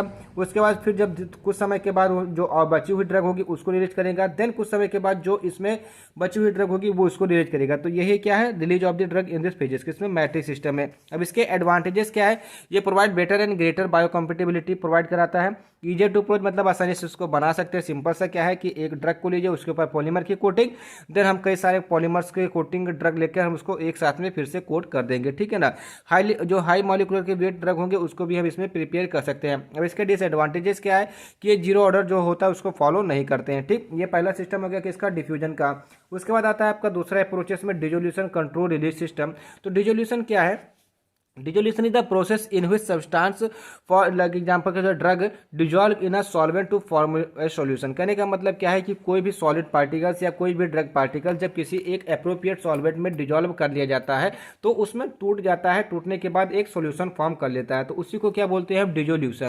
तो डिसोल्यूशन कंट्रोल सिस्टम क्या हुआ, drugs are coated with slowly dissolving polymeric membrane. कहने का मतलब क्या है, जो ड्रग्स होगी मतलब जो हमारे ड्रग सब्सटेंस मॉलिक्यूल्स हो गए या फार्माकोलॉजिकल एक्टिव सब्सटेंस होगा उसको हम एक स्लोली डिजॉल्विंग पॉलीमेरिक मेम्ब्रेन में क्या करेंगे, उसको कोट करके बनाएंगे, ठीक है ना। तो सिंपल सा पे देख सकते हैं कि हमारी जो ड्रग है, ड्रग को हमने स्लोली डिजॉल्विंग पॉलीमर के अंदर इनकैप्सुलेट किया हुआ है, ठीक है ना। कुछ समय के बाद हमने इसको इंटेक किया तो इसके अंदर से जो ड्रग हुई वो रिलीज हुई, अपना मैकेनिज्म ऑफ एक्शन शो करेगी और बाकी की यहाँ पॉलीमर के अंदर रहेगी। उसके बाद कुछ समय के बाद जो ड्रग होगी वो रिलीज होगी और जो बची हुई ड्रग होगी वो रिलीज होगी, अपना फार्माकोलॉजिकल एक्शन बचे देगी और जो बची हुई ड्रग होगी वो इनसाइड द पॉलीमर बची रहेगी। देन जब उसका टाइमिंग कंप्लीट हो जाएगा देन वो अपने पूरी ड्रग को डिजॉल्व कर देगी, सोल्यूशन में फॉर्म कर देगी, देन वो अपना मैकेनिज्म ऑफ एक्शन शो करेगी, फार्माकोलॉजिकल एक्शन जो होगा वो अपना स्टार्ट कर देगी शो करना। इसमें हम करते क्या है कि जो हाईली वाटर सोल्यूबल ड्रग होगा उसको कन्वर्ट कर देंगे पुअरली सोल्यूबल ड्रग सॉल्ट में। ऐसा क्यों करते हैं? जैसे जो हाईली सोल्यूबल जो ड्रग्स होती है, अगर उसको हम इंटेक करेंगे तो उसकी जो रिलीज रेट होगी उसको कंट्रोल नहीं कर पाएंगे, क्योंकि हमारी बॉडी फ्लूइड्स के अंदर जो वाटर होता है वो ज़्यादा अमाउंट में होता है, ठीक। लेकिन अगर हम उसको पुअरली सोल्यूबल ड्रग में मतलब कन्वर्ट कर दें तो जो हमारी ड्रग्स होगी वो हमारी उतनी तेजी से रिलीज आउट नहीं होगी, ठीक है ना। जब पॉलीमर की मेम्ब्रेन विघटित होगी या डिजोल्यूट होगी तभी जाकर हमारी जो ड्रग होगी वो हमारी सिंपल सा उस एरिया में स्प्रेड होगी। स्प्रेड होने के बाद देन वो अपना एब्जॉर्प्शन डिफ्यूजन के द्वारा करेगी, देन सिस्टमिक सर्कुलेशन में एब्जॉर्ब कर ली जाएगी, ठीक। अब आते हैं types of the dissolution control release system में। तो पहला क्या है? इनकैप्सुलेटेड या डिजोल्वेज सिस्टम। तो इस सिस्टम में हम ऑलरेडी पढ़ चुके हैं कि क्या होता है। तो this system involve coating of the individual drug particles और granules with a slowly dissolving material compressed to coated particles into the period formation and place in a capsule. कहने का मतलब क्या है? जैसे भी हमने वहां पर देखा था कि हम क्या कर रहे थे कि एक ड्रग मॉलिक्यूल ले रहे थे, उसको एक हम पॉलीमर के अंदर उसको इनकैप्सुलेट कर रहे थे या उसको हम उसके ऊपर मेम्ब्रेन चढ़ा रहे थे। अब क्या करेंगे कि इसी को हम क्या करेंगे, इसी तरीके से हम अपने ड्रग को पार्टिकल्स को क्या करेंगे, उसके पॉलीमर के अंदर पैक्ड कर देंगे। उसके बाद इसको पीलेट फॉर्म में मतलब छोटे छोटे ग्रेन्यूल्स के फॉर्म में कन्वर्ट कर देंगे, ठीक है ना। और उसी ग्रेन्यूल्स को हम क्या करेंगे, सिंपल सा एक कैप्सूल के अंदर फिलअप कर देंगे। तो जो आपकी जो ड्रग होगी वो किसमें आएगी? रेजर्वियर टाइप डिजोल्यूशन सिस्टम में आएगी। एग्जाम्पल के तौर पर जैसे आपने ओमिप्राजोल का कैप्सूल देखा होगा कि उस कैप्सूल के अंदर क्या होता है, छोटे छोटे दाने के टाइप के दवाइयाँ पड़ी होती हैं, ठीक है ना। उसी को क्या बोलते हैं? पीलेट टाइप बोलते हैं। तो इस सिस्टम में क्या होता है कि जो हमारे ग्रेन्यूल्स होंगे, जो ड्रग पार्टिकल्स होंगे, उसको हम स्लोली डिजॉल्विंग मटेरियल में डिजॉल्व करेंगे, ठीक है ना। देन उसको क्या करेंगे, हम कंप्रेस्ड करेंगे इन पीलेट फॉर्मेशन और उसको हम क्या कर देंगे, एक कैप्सूल के अंदर फिलअप करके रख देंगे। जैसे ड्रग मॉलिक्यूल है, इसको हमने कोट कर दिया, कोटिंग विद द पॉलीमर, ठीक है ना। अब इसको कंप्रेस करके हमने पीलेट फॉर्म में लिया, मतलब इतने सारे पार्टिकल्स को हमने कंप्रेस्ड किया, कंप्रेस्ड करके उसको हम पीलेट फॉर्मेशन में अब एक एक पीलेट्स को लेंगे, उसको कैप्सूल के अंदर फिल कर देंगे। लगभग अबाउट 50 to 60 पीलेट्स एक कैप्सूल के अंदर फिल कर देंगे। तो ये हमारी फॉर्मुलेशन बन जाएगी किसकी? रिजर्वियर टाइप सिस्टम की, इसके अंदर डिजोल्यूशन कंट्रोल रिलीज सिस्टम के अंतर्गत। देन ये क्या होंगे? सस्टेन रिलीज अपना होते अपना मैकेनिज्म ऑफ एक्शन शो करेंगी। नेक्स्ट क्या है? मैट्रिक्स या एम्बेडेड सिस्टम। तो this system involve the compression of slowly dissolving carrier in a tablet formulation. मतलब टैबलेट फार्मूलेशन में होता है, इसमें हमारी जो पीलेट्स का फॉर्मेशन नहीं होता। सिंपली हम क्या करते हैं, जो ड्रग्स होती हैं, ड्रग के कई सारे पार्टिकल्स या मॉलिक्यूल्स के एक डिजॉल्विंग पॉलीमर या स्लोली डिजॉल्विंग पॉलीमर के अंदर उसको इनकैप्सुलेट कर देते हैं और टैबलेट फॉर्म में उसको कन्वर्ट कर देते हैं, ठीक है ना। और जब वो हमारे सॉल्वेंट मतलब हमारी बॉडी फ्लूइड के साथ में कॉन्टेक्ट करता है तो जो हमारे पॉलीमर वो डिजॉल्व धीरे धीरे डिजॉल्व होती रहेगी और जो हमारी ड्रग होगी वो हमारी रिलीज होती रहेगी और अपना फार्माकोलॉजिकल एक्शन शो करती रहेगी, ठीक। नेक्स्ट क्या है? Ion exchange method. Ion exchange का मतलब भी क्या हो गया कि आयन का जो प्लस और एनायन कैटायन है या पॉजिटिव नेगेटिव जो चार्ज है उनका क्या करना, सिंपल सा ट्रांसफॉर्मेशन करना या उसको चेंज करना। तो this system is design to the provide the control of an ionic and ionizable drug, ठीक है ना, with the use of the ion exchange reservoir polymer. देखिए इसका यूज आप एक जगह भी और कर सकते हैं। जो आपने आयन एक्सचेंज क्रोमेटोग्राफी पढ़ी है वहां पर हमने किसका यूज किया था? आयन एक्सचेंजर रेजिन्स का यूज किया था। उसी रेजिन्स का हम यहाँ पे भी यूज कर सकते हैं, ठीक। अब इसको समझिए कैसे ये काम करता है, ठीक है ना। आयन एक्सचेंज मेथड कैसे हमारा फॉर्मुलेशन अप्रोचेस में आएगा। जैसे NaCl है, NaCl है, उसके बाद यहाँ पे हमारे क्या लगे हुए हैं, यहाँ पे हमारे एनायंस और कैटायन, एनायंस लगे हुए, पहले H+ और OH- और ये हमारे क्या है? पॉलीमर है, ठीक। अब ये आयन का एक्सचेंज कैसे करेंगी? आप सिंपल सा देख सकते हैं कि यहाँ पे जो H+ OH- है ये दोनों आपस में रिएक्शन कर गया। इस पॉलीमर ने दोनों की रिएक्शन करा दी और वाटर फॉर्म में कर दिया कन्वर्ट। लेकिन जो हमारा सॉल्ट फॉर्म था NaCl था उसको हमारे एक चार्जेबल मतलब Na+ और Cl- में कन्वर्ट करके तोड़ दिया, ठीक है ना। तो यहाँ पे क्या हो गया? सिंपल सा हमारा exchange of the ion with in the drug molecule. अब इससे फायदा क्या होगा? देखिए इसे कोई ड्रग हमको रिलीज करवानी है, ये ड्रग मतलब अभी यहाँ पे हम कोई हाइड्रोफिलिक ड्रग मतलब लाइपोफिलिक ड्रग हमको हाइड्रोफिलिक ड्रग को रिलीज करानी है तो मेम्ब्रेन से तो जाएगी नहीं पास होकर के, ठीक। तो हमने क्या किया कि इस लाइपोफिलिक को ड्रग को हमने क्या किया, चार्जेबल बना दिया। अब वहाँ पे हमारा पॉजिटिव चार्ज, अब बॉडी के कंपोनेंट के अंदर मतलब टिश्यू के अंदर क्या पाया जाता है? सिंपल सा वाटर पाया जाता है, ठीक। अब वो वाटर क्या करेगा? उस पॉलीमर के साथ में रिएक्शन करेगा तो क्या करेगा? सिंपल सा जो वाटर फॉर्मेशन हो जाएगा और जो ड्रग होगी उसको अपना चार्ज वो दे देगा। जब उसको वो चार्ज देगा तो आसानी से जो ड्रग होगी हमारी आसानी से हमारी बॉडी के अंदर जाएगी और वहां पे स्प्रेड होना स्टार्ट कर जाएंगे। देन डिफ्यूजन प्रोसेस के द्वारा हमारे सिस्टम में सर्कुलेशन में एब्जॉर्ब कर ली जाएगी। एंड इसके टाइप्स कितने, कैटायन एक्सचेंज रीजन्स, ठीक है ना, रीजन। तो these contain acidic functional group, ये एसिडिक फंक्शनल ग्रुप कंटेन किए होते हैं, which have ability to remove cation from the surrounding basic solution. जैसे एग्जांपल के तौर से ड्रग है रेजिन से, ठीक है ना, यहाँ पे क्या लगा हुआ है आपका माइनस चार्ज लगा हुआ है और ड्रग आपका पॉजिटिव चार्ज है, तो हम यहाँ पे कैटायन का यूज करेंगे। तो जो ये कैटायन होगा वो रेजिन के साथ में आपका रिएक्शन कर जाएगा और आपका क्या ड्रग बचेगा। जैसे एग्जांपल के तौर पर ये रेजिन इस कैटायन के साथ में रिएक्शन कर गया, प्लस माइनस का चार्ज हमारा आयन का एक्सचेंज हो गया। अब यहाँ पर आपका ड्रग जो है सिंपल फॉर्म में यहाँ पे पड़ा हुआ है। अब ये ड्रग आपके बॉडी के अंदर अपना एक्शन शो करेगा। जैसे एग्जांपल के तौर पे मान लीजिए कि कोई ड्रग आपकी बॉडी के अंदर जाकर के रिएक्शन नहीं मतलब नहीं जा पा रहा है, मान लीजिए कि आपकी मेम्ब्रेन है, मेम्ब्रेन को क्रॉस नहीं कर पा रहा, तो हमने क्या किया उसके साथ में एक रेजिन्स लगा दिया, ठीक है ना। तो जब वो रेजिन्स लगा दिया तो वो आसानी से परमिट कर गया। अब उसके साथ हमने एक कैटायन हमारे बॉडी के अंदर प्रेजेंट है, मान लीजिए पॉजिटिव, तो जो रेजिन होगा वो हमारे कैटायन के साथ में रिएक्शन करेगा, उस ड्रग को छोड़ देगा, तो ये ड्रग हमारी अपना फार्माकोलॉजिकल एक्शन वहां पे देना स्टार्ट कर देगी, ठीक। सेकंड क्या है, एनायन एक्सचेंज रेजिन, तो these contain basic functional group, ये बेसिक फंक्शनल ग्रुप कंटेन किया जाता है that have ability to remove anion from the surrounding solution. जो इसका काम क्या होता है कि जो एनायन होते हैं उनको वहां से हटाना, ठीक। तो ड्रग है यहाँ पे रेजिन्स है, ठीक है ना, प्लस माइनस का चार्ज लगा हुआ, प्लस अब एनायन, अब रेजिन्स और एनायन साथ में रिएक्शन करके जो ड्रग मॉलिक्यूल्स होगा उसको वहां पे छोड़ देंगे और ये ड्रग अपनी सिंगल जब हो जाएगी तो अपना फार्माकोलॉजिकल एक्शन यहाँ पे शो करना स्टार्ट कर देगी, ठीक है ना। अब इसके एडवांटेजेस क्या है, डोज डंपिंग अवॉइडेड, मतलब जो डोज डंप होता है वो अवॉइड हो जाता है। रिड्यूस जीआई इरिटेशन, जो जीआई इरिटेशन होता है वो भी रिड्यूस होता है due to slow drug release, ठीक है। Convenient adjustment of the individual dose specially in a pediatric and geriatrics. And disadvantages क्या है, rate of release proportional to the concentration of the ion present in the area of the administration. कहने का मतलब क्या है कि जितना ज्यादा अमाउंट में जो हमारे ड्रग्स और आयंस होंगे उतना ज़्यादा हमारा जो ड्रग होगा वो रिलीज होगा। तो सिंपल सा कहने का मतलब क्या है कि अगर आपसे अप्रोचेस पूछा जाता है तो सिंपल सी बात है कि आप उसको कैसे कैसे प्रिपेयर कर सकते हैं और उस प्रिपरेशन का क्या क्या एडवांटेजेस है, क्या महत्व है, कैसे वो काम करेगा, इसको ही अगर आप बता देते हैं तो आपका वहाँ पे अप्रोचेस फाइनल हो जाता है। उसके बाद क्वेश्चन नंबर सेकंड आता है, describe the working principle and application of the implants and the osmotic pump. देखिए अब यहाँ पर आप जो लोग ये चीज़ कंफ्यूजन मत होइएगा कि यहाँ पे केवल इम्प्लांट्स और ऑस्मोटिक पंप दोनों में से एक लिखना है, लिखना आपका दोनों का है, दोनों अलग अलग क्वेश्चन है। इम्प्लांट्स का आपका वर्किंग प्रिंसिपल एप्लीकेशन अलग लिखना है और ऑस्मोटिक पंप का वर्किंग प्रिंसिपल और एप्लीकेशन आपको अलग लिखना है। तो हम एक एक करके यहाँ पे डिस्कस करेंगे। तो पहला क्या है, इम्प्लांट्स। इम्प्लांट्स क्या होता है, तो implants are the sterile small sterile solid masses consisting of the highly purified drug made by either compression और molding और extrusion। देखिए ये जो इम्प्लांट्स क्या होता है, सिंपल सा कहने का मतलब क्या होता है कि आपने ऐसा देखा होगा कि जब किसी को कैंसर जैसे ट्यूमर्स वगैरह होते हैं, ठीक है ना, तो क्या करते हैं कि जो ड्रग्स होती हैं, जो ड्रग मॉलिक्यूल्स होते हैं, ठीक है, उसकी एक पैचेस बनाए जाते हैं। पैचेस समझ रहे हैं ना कि एक स्टेराइल सॉलिड मास बनाया जाता है, जैसे पिन टाइप का, इतने बड़े पिन टाइप का होता है, ठीक है ना, पिन टाइप का बनाया, जैसे आईयूटी आपने देखा, आईयूटी इंटरटेनमेंट डिवाइस देखा है, बस उसी टाइप का एक पिन बनाया जाता है। उस पिन को हम क्या करते हैं कि by the help of the intramuscular या सबकुटेनियस या बाय द माइनर सर्जरी के द्वारा उसको इम्प्लांट कर दिया जाता है। कहाँ पे, टारगेट साइड पे, ठीक है ना। मेरा इम्प्लांटेशन हुआ था, ठीक है ना, इसी का हुआ था, तो वो अलग चीज़ है, ठीक है, उसको बाद में डिस्कस करते हैं, ठीक है ना, मैं भी चला गया। देखिए कहने का मतलब कि जैसे हार्ट ट्रांसप्लांट होता है तो वो क्या होता है कि एक स्थान से दूसरे स्थान पे उस चीज़ को, मतलब हार्ट को एक इंसान से दूसरे इंसान को हार्ट का ट्रांसप्लांट करना। किडनी ट्रांसप्लांट होता है तो किडनी का ट्रांसप्लांट ही तो करते हैं, तो उसी प्रकार से इम्प्लांट होता है। तो जब हम किसी व्यक्ति के द्वारा किसी दूसरे व्यक्ति में किसी भी ऑर्गन का ट्रांसप्लांटेशन करते हैं तो उसको ट्रांसप्लांट कहते हैं, लेकिन जब किसी ड्रग को हमारे बॉडी के अंदर इंसर्ट कराते हैं तो उसको क्या बोलते हैं, इम्प्लांट बोलते हैं, ठीक है ना।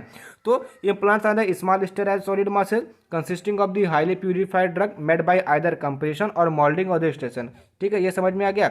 अब इम्प्लांट ऑफ द ड्रग क्या है, provide control delivery of the drug over a period of the time at time the site of implantation. कहने का मतलब क्या है कि अगर आपने एक बार किसी भी ड्रग रेमडेसिविर का इम्प्लांटेशन करवा लिया तो आपको 6 महीने से लेकर के 1 साल तक वो धीरे धीरे रिलीज होती रहेगी, ठीक।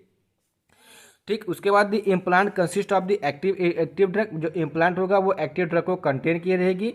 कोटेड, जो कि किससे कोट होगी, आइदर बायोडिग्रेडेबल पॉलीमर या नॉन बायोडिग्रेडेबल पॉलीमर, मतलब जो दोनों टाइप के जो पॉलीमर्स होते हैं वो इसमें हमारे कंटेन किए होते हैं, उसको हम अपने बॉडी के अंदर इंसर्ट करवाते हैं या इम्प्लांट करवाते हैं। अब हम बात करते हैं कि इम्प्लांट कैसे वर्क करते हैं, ठीक है ना। तो बेसिकली जो इम्प्लांट होते हैं वो 2 प्रिंसिपल पे निर्भर करते हैं, एक hydrolysis of the polymer and hydration of the polymer. अब ये समझते हैं कि हाइड्रोलिसिस और हाइड्रेशन कैसे वर्क करती है हमारी इम्प्लांट के साथ में, देन हमको कैसे वो अपना मैकेनिज्म ऑफ एक्शन शो कराती है, ठीक है ना। पहला क्या है, हाइड्रेशन, ठीक है ना। तो हाइड्रेशन का मतलब क्या होता है, वाटर मॉलिक्यूल का इनसाइड द सेल चले जाना, ठीक है ना। तो जो जिसके वजह से वो स्वेल होगी, स्वेल के बाद आपकी जो ड्रग होगी वो रिलीज होगी। पहले इसको समझ लेते हैं इस प्रकार से। देखिए ये तो मैंने यहाँ पे बना दिया हुआ है, आपको सिंपल सा लिखना है, लिखने के बाद इसका डायग्राम बनाना है जिससे कि आपके पेजेस वहाँ पे भरे लगे। आप क्या किया कि जैसे एग्जाम्पल के तो आपने इम्प्लांट लिया, इम्प्लांटेबल ड्रग डिलीवरी सिस्टम के इम्प्लांट्स लिया, उसको क्या किया, अपने बॉडी के अंदर इंसर्ट करा दिया, इम्प्लांट करवा दिया, ठीक। अब वो जो होगी वहाँ के सराउंडिंग टिश्यू होगी, वहाँ पे तो वाटर प्रेजेंट होगा।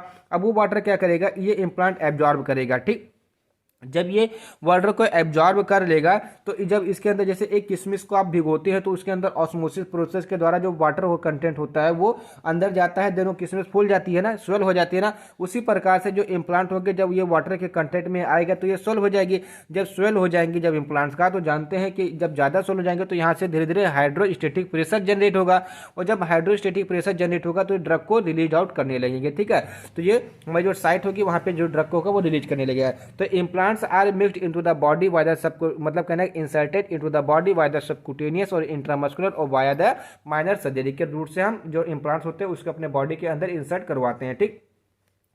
Drug form complex with the tissue of the organ, जो ड्रग होगी वो हमारे टिश्यू ऑर्गन के साथ में कॉम्प्लेक्स फॉर्मेशन करेगी। अब उस टिश्यू पे हमारे वाटर प्रेजेंट होंगे तो water molecule present in the tissue get diffuse into the implant, जो वाटर मॉलिक्यूल्स होंगे वो हमारे इम्प्लांट्स के अंदर जो वाटर मॉलिक्यूल्स को डिफ्यूज हो जाएंगे, जिसकी वजह से जो हमारे इम्प्लांट्स होंगे वो हाइड्रेट हो जाएंगे। हाइड्रेट का मतलब वाटर मॉलिक्यूल्स के अंदर चले जाएंगे, जिसकी वजह से जो हमारे इम्प्लांट्स होंगे वे स्वेल हो जाएंगे और हाइड्रोस्टेटिक प्रेशर जनरेट होने के कारण जो हमारी ड्रग होगी वो रिलीज होना वहां से स्टार्ट हो जाएगी, ठीक।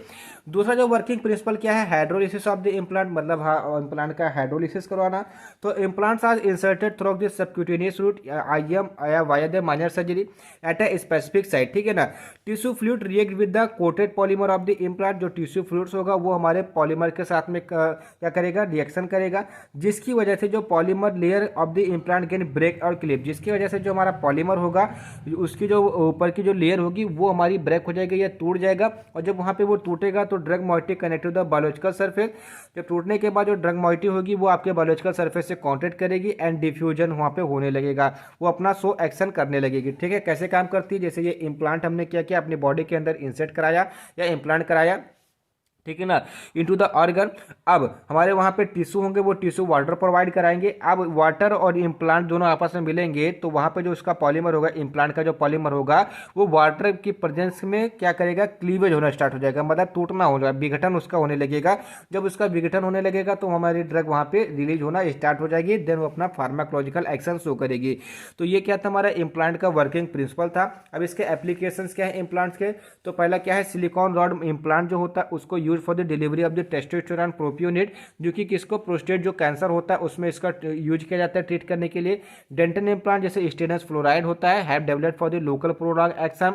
कॉन्ट्रासेप्शन जैसे levonorgestrel Norplant use in the contraception, ठीक है ना। तो ये हमारे क्या है, इम्प्लांट्स है, एप्लीकेशन है, वर्किंग प्रिंसिपल यहाँ पर आपका हो गया।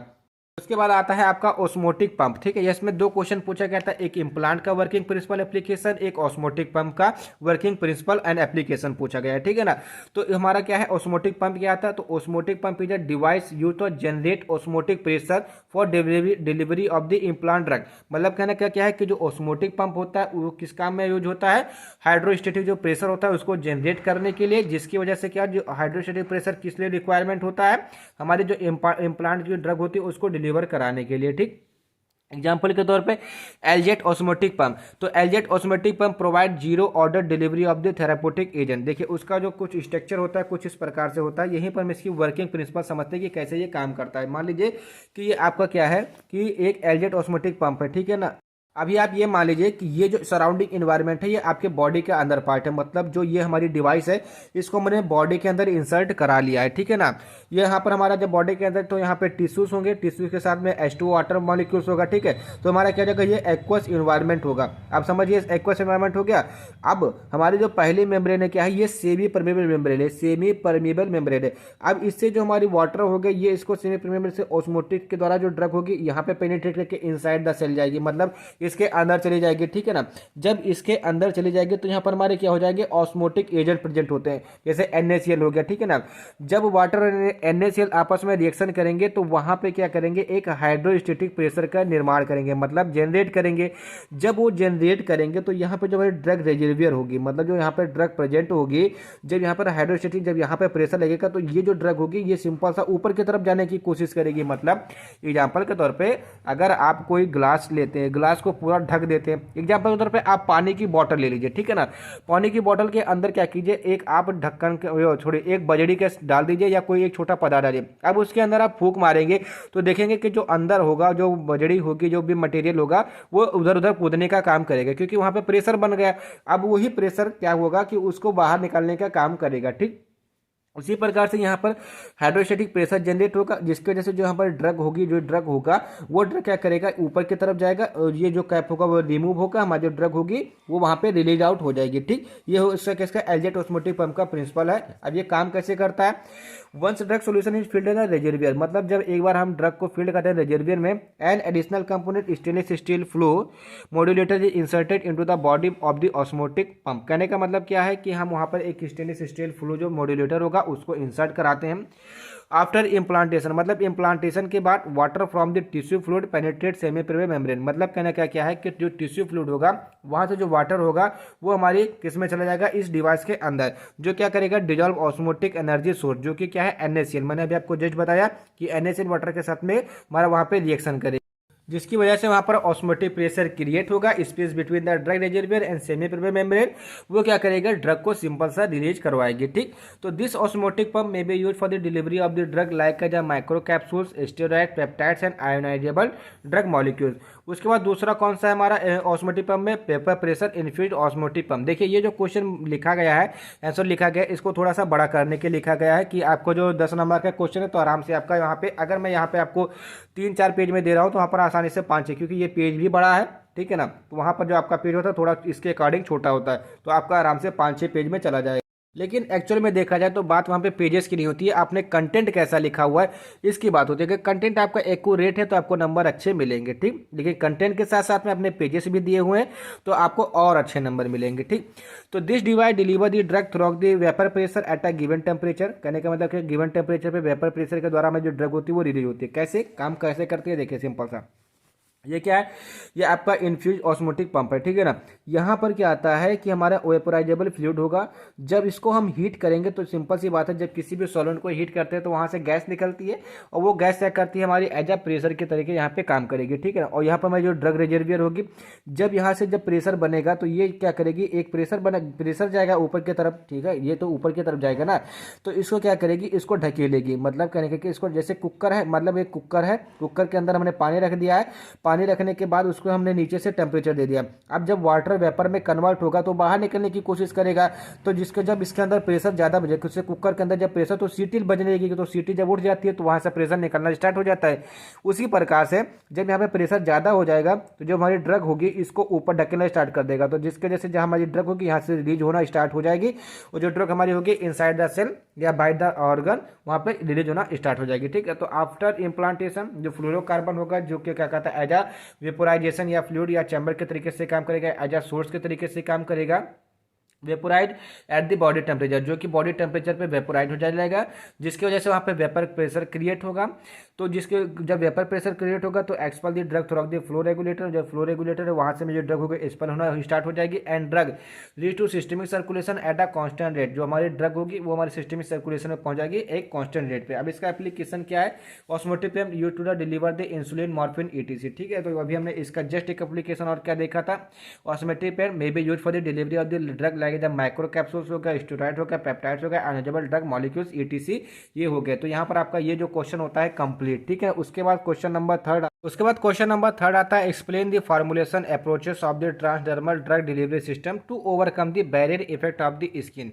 देखिए सिंपल सा कहने का मतलब क्या है कि जब हम ट्रांसडर्मल ड्रग डिलीवरी सिस्टम का यूज करते हैं तो जो स्किन बैरियर है, ठीक है ना, उसको कैसे ओवरकम कर सकते हैं, उसके फार्मूलेशन अप्रोचेस के बारे में हमको यहाँ पे बताना है। तो अभी जस्ट हमने अप्रोचेस के बारे में बात किया था, किसके, कंट्रोल रिलीज फार्मूलेशन के अप्रोचेस के बारे में। ठीक है, उसी प्रकार से यहाँ पर भी ट्रांसडर्मल ड्रग डिलीवरी सिस्टम के अप्रोचेस के बारे में बात करेंगे, एक एक करके सबके विषय में जानकारी लेंगे। तो पहले हमको क्या करना है, यहाँ पे डेफिनेशन लिखनी है कि TDDS क्या होता है, फिर कौन कौन से ऐसे बैरियर्स हैं जो कि स्किन के बैरियर्स हैं जो कि हमको ट्रांसडर्मल ड्रग डिलीवरी को अफेक्ट करते हैं, देन उसके अप्रोचेस के बारे में ही लिखना है। ठीक, तो स्टार्ट करते हैं।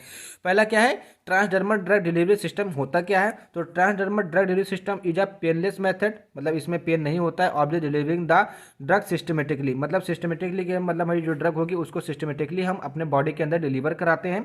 Involve the predetermined delivery of the drug through the surface of the skin, मतलब स्किन के सर्फेस के द्वारा। अब जैसे एग्जाम्पल के तौर पर ये ड्रग हमारी पैचे से मतलब TDS की ड्रग है, इसको हमने अप्लाई कर दिया अपने स्किन के ऊपर, ये हमारी स्किन है, इसके ऊपर हमने अप्लाई कर दिया।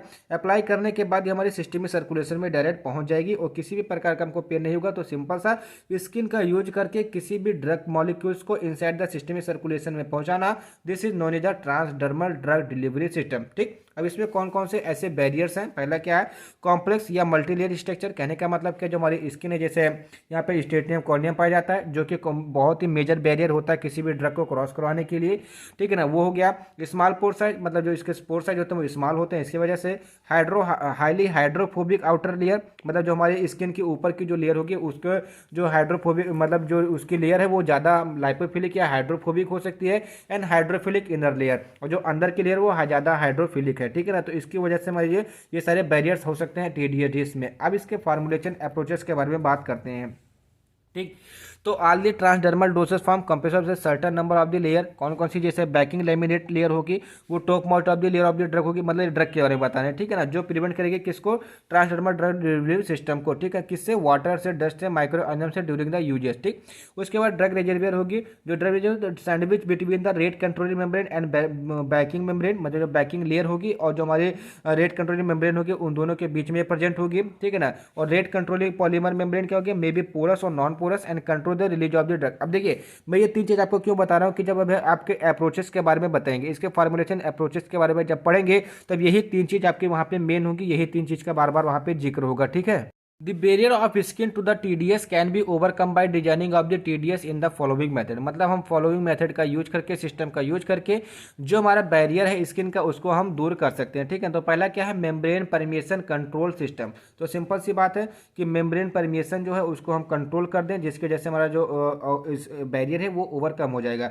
तो the drug reservoir is totally encapsulated in a shallow compartment moulded from a duck. कहने का मतलब क्या है कि जो ड्रग होगी इस सिस्टम में, जो ड्रग रिजर्वियर होगी उसको हम इनकैप्सुलेट कर देंगे, किसमें, एक है सोलो कंपार्टमेंट में। ठीक है ना, और जो सोलो कंपार्टमेंट किससे बना होगा, with the banking laminate and the rate controlling polymeric membrane. देखिए यहाँ पे तीनों चीज आ गई, एक्टिव ड्रग भी आ गई, बैकिंग लेमिनेट भी आ गया, एंड हमारी रेट कंट्रोलिंग पॉलीमेरिक मेम्ब्रेन भी आ गया। ठीक, तो बैकिंग लेमिनेट क्या थी, जो कि उसको प्रोटेक्शन प्रोवाइड कर रही थी। ठीक है ना, और जो पॉलीमेरिक मेम्ब्रेन क्या थी, जो कि उसके ऊपर पॉलीमर की कोटिंग किए हुए थे। ठीक है ना, और ड्रग हमारी उसके अंदर सैंडविच के तरीके से रखी हुई थे। ठीक है ना, अब इसका क्या है, इस प्रकार से कुछ स्ट्रक्चर है, सिंपल सा आप दे सकते हैं कि हमारी क्या है, रेट कंट्रोलिंग मेम्ब्रेन है या पॉलीमर है। ये जो ऊपर का है ये ड्रग एम्ब्रियो प्लास्टिक लेमिनेट है, जिसका हम किसको बोलते हैं, बैकिंग लेमिनेट के नाम से जानते हैं, जो कि प्रोटेक्शन प्रोवाइड कराती है। ये बॉडी, इसके अंदर क्या हमारे ड्रग प्रेजेंट है, ये जो है ये हमारी क्या है, ये हमारी ड्रग है, यहाँ पर हमारी क्या है, ड्रग प्रेजेंट है। ठीक है ना, और ये हमारी क्या है, एडेसिव लेयर है। एडेसिव लेयर का काम क्या होता है कि बायोलॉजिकल मेम्ब्रेन से इसको कंटेंट में अच्छे तरीके से बनाए रहे, मतलब चिपकाए रहे। तो हमारा पहला क्या होगा, मेम्ब्रेन परमिएशन कंट्रोल सिस्टम। ठीक, सेकंड क्या आता है, मैट्रिक डिफ्यूजन कंट्रोल सिस्टम।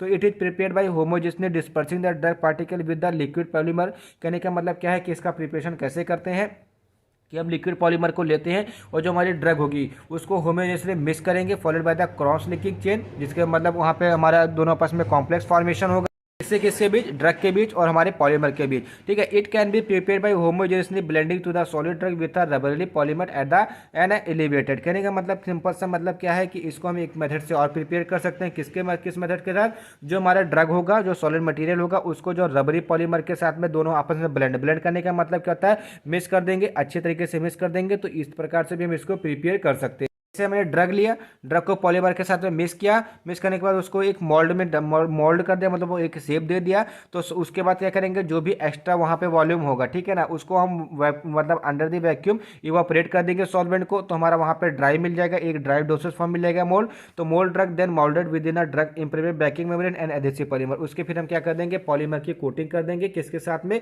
ये ड्रग इम्प्रेबल बैकिंग मेम्ब्रेन या बैकिंग लेमिनेट के साथ में। इसका जो फॉर्म होता है किस प्रकार से, सिंपल से आप देख सकते हैं कि कि जो ऊपर का जो बैकिंग मेम्ब्रेन प्लास्टिक मेम्ब्रेन हमने आपको ऑलरेडी बताया, ठीक है ना। उसके बाद ये हमारे क्या हो जाएगा, एब्जॉर्बेंट हो गया, एब्जॉर्बेंट पैड हो गया, ठीक है ना। उसके बाद ऑक्लूसिव पुलिस प्लेट होगा, ये एडहेसिव रिम होगी, और ये हमारी क्या हो जाएगी, ड्रग रिजर्वियर हो जाएगी, ठीक है ना। तो हमारी जाके के ड्रग हमारी कैसे हमारी बॉडी फ्लूइड के साथ में रिएक्शन करेगी, देन अपना रिलीज स्टार्ट कर देगी, ठीक, ये हो गया। उसके बाद एडहेसिव डिस्पर्जेंट टाइप सिस्टम, तो simplified form of the membrane permission control system, ये सबसे सिंप्लीफाइड फॉर्म है किसका, मेम्ब्रेन परमिशन कंट्रोल सिस्टम का। Drug and other excipient are encapsulated into the adhesive solution, मतलब जो ड्रग्स होंगी ये जो अदर एक्सिपेंट उसके साथ में जो कि रिस्पॉन्सिबल होंगे, जैसे प्रिजर्वेटिव्स वगैरह या को व्हीकल या को सॉल्वेंट वगैरह, वो उसको हम एडहेसिव सॉल्यूशन के साथ में उसको मिक्स करेंगे, ठीक है ना। उसको अच्छे से मिक्स कर देंगे और उसको एक थिन फिल्म बना देंगे, और जो उसका सॉल्वेंट है उसको इवापोरेट कर देंगे ड्राइंग के द्वारा। The drug reservoir is sandwich between the banking laminate and rate controlling adhesive polymer membrane. देखो क्या करेंगे कि जो हमारी ड्रग रिजर्वियर होगा उसको एक सैंडविच तरीके से बना देंगे, किसके बीच में, banking laminate and rate controlling adhesive polymer membrane के बीच में, ठीक है ना। सिंपल सा आप यहाँ पे देख सकते हैं कि आपके क्या है, प्लास्टिक लैमिनेट मेम्ब्रेन है, ये हमारी क्या है, एडहेसिव लेयर है, एडहेसिव लेयर है, और ये हमारी क्या है, ड्रग रिजर्वियर है, और ये हमारी क्या है, रेट कंट्रोलिंग मेम्ब्रेन है। उसके बाद नेक्स्ट सिस्टम क्या है, micro reservoir dissolution control release system, ठीक है ना। तो इसमें क्या आता है, combination of reservoir and matrix diffusion system जो होते हैं दोनों के कॉम्बिनेशन होता है, ठीक है ना। तो drug reservoir is found by suspending the drug solid in aqua solution of the water soluble liquid. पहले हम क्या करेंगे कि जो हमारी जो ड्रग पार्टिकल होगा उसको हम एक्वा सोल्यूबल वाटर सोल्यूबल जो पॉलीमर होंगे, ठीक है ना, लिक्विड पॉलीमर होंगे, उसमें सस्पेंड करेंगे। उसके बाद हम उसको क्या करेंगे, लाइपोफिलिक पॉलीमर के साथ उसकी कोटिंग कर देंगे, ठीक है। तो ये इसीलिए बोला जाता है ये कॉम्बिनेशन तो किसका, reservoir and matrix diffusion system का, ठीक। अब इसका कुछ शेप इस प्रकार से होता है, आप सिंपल सा देख सकते हैं कि ऊपर जो होती है ओक्लूसिव बेस प्लेट होती है, ठीक है, जिसको लेमिनेटिंग मेम्ब्रेन के नाम से भी जानते हैं, ठीक है ना। बीच में इसके क्या होता है कि एडहेसिव फॉर्म पैड लगे होते हैं, और जो हमारे बगल बगल तो एडहेसिव प्लेट लगे होते हैं, और ये हमारी क्या है, हमारी ड्रग रिजर्वियर है, ठीक है। उसके बाद physical formulation approaches to the overcome barrier of the TDS, मतलब फिजिकल प्रोसेस के द्वारा कैसे, पहला क्या है, आयनटोफोरेसिस। आयनटोफोरेसिस का मतलब क्या होता है, ट्रांसफर ऑफ द आयन, मतलब आयंस को देख करके या आयंस की सहायता से जो भी स्किन बैरियर्स है उसको कैसे कम आउट करेंगे। तो पहला क्या है, आयनटोफोरेसिस। तो iontophoresis commonly known as the injection without the needle, ठीक है ना। अब ये सिंपल सी बात है कि इंजेक्शन विदाउट द नीडल कहने का मतलब क्या है कि हम अपनी जो ऊपर की लेयर होगी, स्किन की लेयर होगी, जो कि उसको एज अ बैरियर के तरीके से काम करेगी बिना उसमें इंजेक्शन किए। मतलब इंजेक्शन का काम क्या होता है, सेल को पेनिट्रेट करके अंदर ले जाना, ठीक। तो इंजेक्शन इसी को बोलते हैं। तो अगर हम विदाउट उसको पेनिट्रेट किए ड्रग को इनसाइड द सिस्टमिक सर्कुलेशन लेकर जाए या इनसाइड द मेम्ब्रेन लेकर जाए तो इसको क्या बोलेंगे, इंजेक्शन विदाउट द नीडल। अब इसमें काम कैसे होता है ये समझ लिए। A technique where ionic species introduce into the skin, जहां पर हम जो ड्रग होगा उसको आयनिक फॉर्म में ही क्या करेंगे, अपने ड्रग को अप्लाई करेंगे अपनी बॉडी के ऊपर। It cross the many barrier या skin barrier to the deliver the drug. जैसे एग्जांपल के तौर पे ये क्या होते हैं कि जो मेनी बैरियर्स जो हमारी स्किन जैसे स्ट्रेटम कोर्नियम वगैरह हो गए उसको क्रॉस कर जाएगी। अब इसमें कंपोनेंट क्या क्या होता है, इलेक्ट्रोड्स लगे होते हैं। इलेक्ट्रोड्स का काम करते हैं कि जो हमारे आयंस होते हैं उनको मतलब माइग्रेट कराने का काम करते हैं, ठीक है ना। Power source of the generating current, मतलब इसमें थोड़ा जो पोटेंशियल जो करंट चाहिए होता है कि इसके जो ट्रांसफर हो सके आयंस, उसके लिए एज आ जनरेटिंग करंट के लिए ड्रग एक्वस फॉर्मुलेशन होता है और लोकलाइज ट्रीट साइट होता है जहाँ पर हमको जहाँ पर इसको डिलीवर कराना होता है। A variety of iontophoretic devices are available for the delivery of the drug like the drug, dyes, ion, enzyme, etc. ठीक है ना। समझिए कैसे काम करता है। मान लीजिए कि आपकी स्किन की मेम्ब्रेन है, ठीक है ना, ये किसकी बनी हुई है, फास्फोलिपिड की बनी हुई है। तो जब हम कोई ड्रग इससे पास कराएंगे तो यहाँ से तो पास आसानी से हो नहीं पाएगी। तो इसलिए हमारी जो ड्रग होगी जब हम यहाँ से पास कराना चाहेंगे तो हम क्या करेंगे, उसको हम आयन फॉर्म में कन्वर्ट कर देंगे। जब वो पॉजिटिव नेगेटिव चार्ज में जाएगी तो जब स्किन के ऊपर जाएगी तो जब स्किन के साथ में रिएक्शन करेगी तो ये यहाँ पे जो हमारे पॉलीमर होगा इसको पेनिट्रेट करने का काम करेंगे। तो जब ये इसको पेनिट्रेट करके स्किन के अंदर ले आएगी तो हमारी जो ड्रग होगी यहाँ पे जो आयंस होंगे उनका ट्रांसफॉर्मेशन करेगी और ट्रांसफॉर्मेशन करने के बाद जो ड्रग हमारी यहाँ से रिलीज होना स्टार्ट हो जाएगी, ठीक। उसके बाद सेकंड क्या है, फोनोफोरेसिस या सोनोफोरेसिस। इसमें क्या होता है कि topical agent applied on the skin above the area to be treated and massage with an ultrasonic device. कहने का मतलब क्या है कि जिस एरिया को हमको ट्रीट करना है, ठीक है ना, उस पर जो हमारी ड्रग होगी उसको टॉपिकल एजेंट की सहायता से अप्लाई करेंगे। उसके बाद वहाँ पर हम क्या करेंगे, अल्ट्रासोनिक डिवाइस से, जो अल्ट्रासाउंड डिवाइस होती है उससे उसको धीरे धीरे मसाज करेंगे। जब मसाज करेंगे तो high frequency of the ultrasonic जो वेव्स होगी change the structure integrity of the stratum corneum, जो कि क्या है आपका स्किन का पार्ट है जो कि मेजर बैरियर होता है किसी भी ड्रग परमिशन के लिए। तो जब उसके स्ट्रक्चर में चेंज कर देंगे जो ड्रग होगी आपकी आसानी से उसको परमिएट कर जाएगी। तो इस प्रकार से ये भी बैरियर आपका यहाँ पे ओवरकम हो जाएगा, ठीक है ना।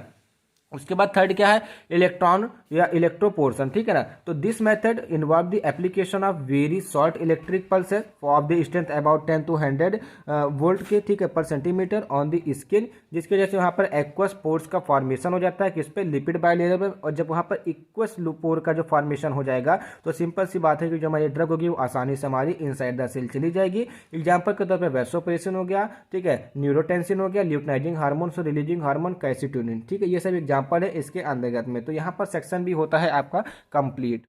नेक्स्ट सेक्शन आप आता है सेक्शन सी, जिसमें टोटल आपके 7 क्वेश्चन रहते हैं, वो करना रहता है 5 टोटल, जिसमें जो होता है वो 35 नंबर का होता है, ठीक है। तो इसमें जो पहला क्वेश्चन पूछा गया, classify the polymers on the functional basis. देखिए हमने सारे बेसिस के ऊपर देख पढ़ा था, मतलब हमने जब लेक्चर रिकॉर्ड किया था तो हमने सारे उसके स्ट्रक्चर के, उसके काम के आधार पे, ठीक है ना, उसके ओरिजिन के हिसाब से हमने वहाँ पे पढ़ा था, लेकिन हमने फंक्शनल बेसिस के आधार पे नहीं पढ़ा था। और जो ये फंक्शनल बेसिस क्लासिफिकेशन है ये बहुत मुश्किल से मिला नहीं कहीं पर, लेकिन मैंने इसको किसी तरीके से अपने दिमाग से लिखा हुआ है, ठीक है ना। तो पहले यहाँ पर आपको करना क्या है, पॉलीमर्स है, पॉलीमर्स होते क्या है, देन उसका क्लासिफिकेशन, ठीक है।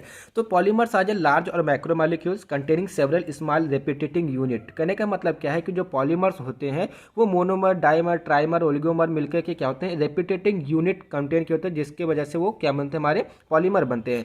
जो हमारे ये स्मॉल यूनिट मॉलिक्यूल्स होंगे, ठीक है ना, मोनोमर्स के, वो पॉलीमराइजेशन प्रोसेस के द्वारा जब आपस में इकट्ठे हो जाएंगे तो वो हमारे पॉलीमर बनेंगे। जैसे एग्जाम्पल के तौर पर ये मोनोमर है, ये डाइमर है, ये हमारा ओलिगोमर है, ठीक है। जब ये तीनों आपस में मिलकर के एक रिएक्शन करेंगे, क्या, पॉलीमराइजेशन की रिएक्शन, तभी हमारा क्या बनाएंगे, एक पॉलीमर बनाएंगे, ठीक है ना। और इसी पॉलीमर का यूज किया जाता है कहाँ पे, हमारे जो ड्रग फार्मुलेशन बनाते हैं सस्टेनेड, डिलेटेड, ईटीसी के लिए, वो बैकिंग मेम्ब्रेन, लेमिनेट के लिए, वहीं पे ये पॉलीमर यूज होता है, ठीक है ना। अब यहाँ पर हम बात करते हैं functional classification of the polymers. तो फंक्शंस के आधार पर जो पॉलीमर्स हैं वो 2 टाइप के बांटे गए हैं, एक होता है बायोडिग्रेडेबल पॉलीमर, एक होता है हाइड्रोजल पॉलीमर, ठीक है, जिसको हम नॉन बायोडिग्रेडेबल पॉलीमर के नाम से भी जानते हैं, ठीक। तो इसमें जो बायोडिग्रेडेबल पॉलीमर में, जिसमें उसमें ग्लाइकोलाइट पॉलीमर हो गए, ठीक है ना, पॉली एनहाइड्राइड पॉलीमर हो गए, कार्बोलेक्टोन पॉलीमर हो गए, ठीक है ना, एंड स्यूडो पॉलीमर हो गए। तो एक एक करके सारे के विषय में समझते हैं तो ये हमारा क्वेश्चन कंप्लीट हो जाएगा, ठीक। पहला क्या है, बायोडिग्रेडेबल पॉलीमर। तो कहने का मतलब बायोडिग्रेडेबल का मतलब क्या है, बायो का मतलब इनसाइड द लिविंग सेल, मतलब लिविंग ऑर्गेनिज्म, और डिग्रेडेबल का मतलब खत्म होना। खत्म होने का मतलब क्या है, टूटना। टूटने का मतलब क्या है कि उसका ब्रेक डाउन होना, क्लीवेज होना। तो सिंपल से अगर हम बारे में बात करें तो बायोडिग्रेडेबल पॉलीमर का मतलब क्या है कि ये डिग्रेडेट हो जाएंगे किसमें, इन द लिविंग ऑर्गेनिज्म, ठीक। तो जिसकी वजह से जो हमारी ड्रग होगी वो रिलीज आउट हो जाएगी। तो जब वो डिग्रेडेट हो जाएगा तो जो भी ड्रग कंटेन किया होगा वो वहाँ पे रिलीज आउट हो जाएगी, ठीक है ना।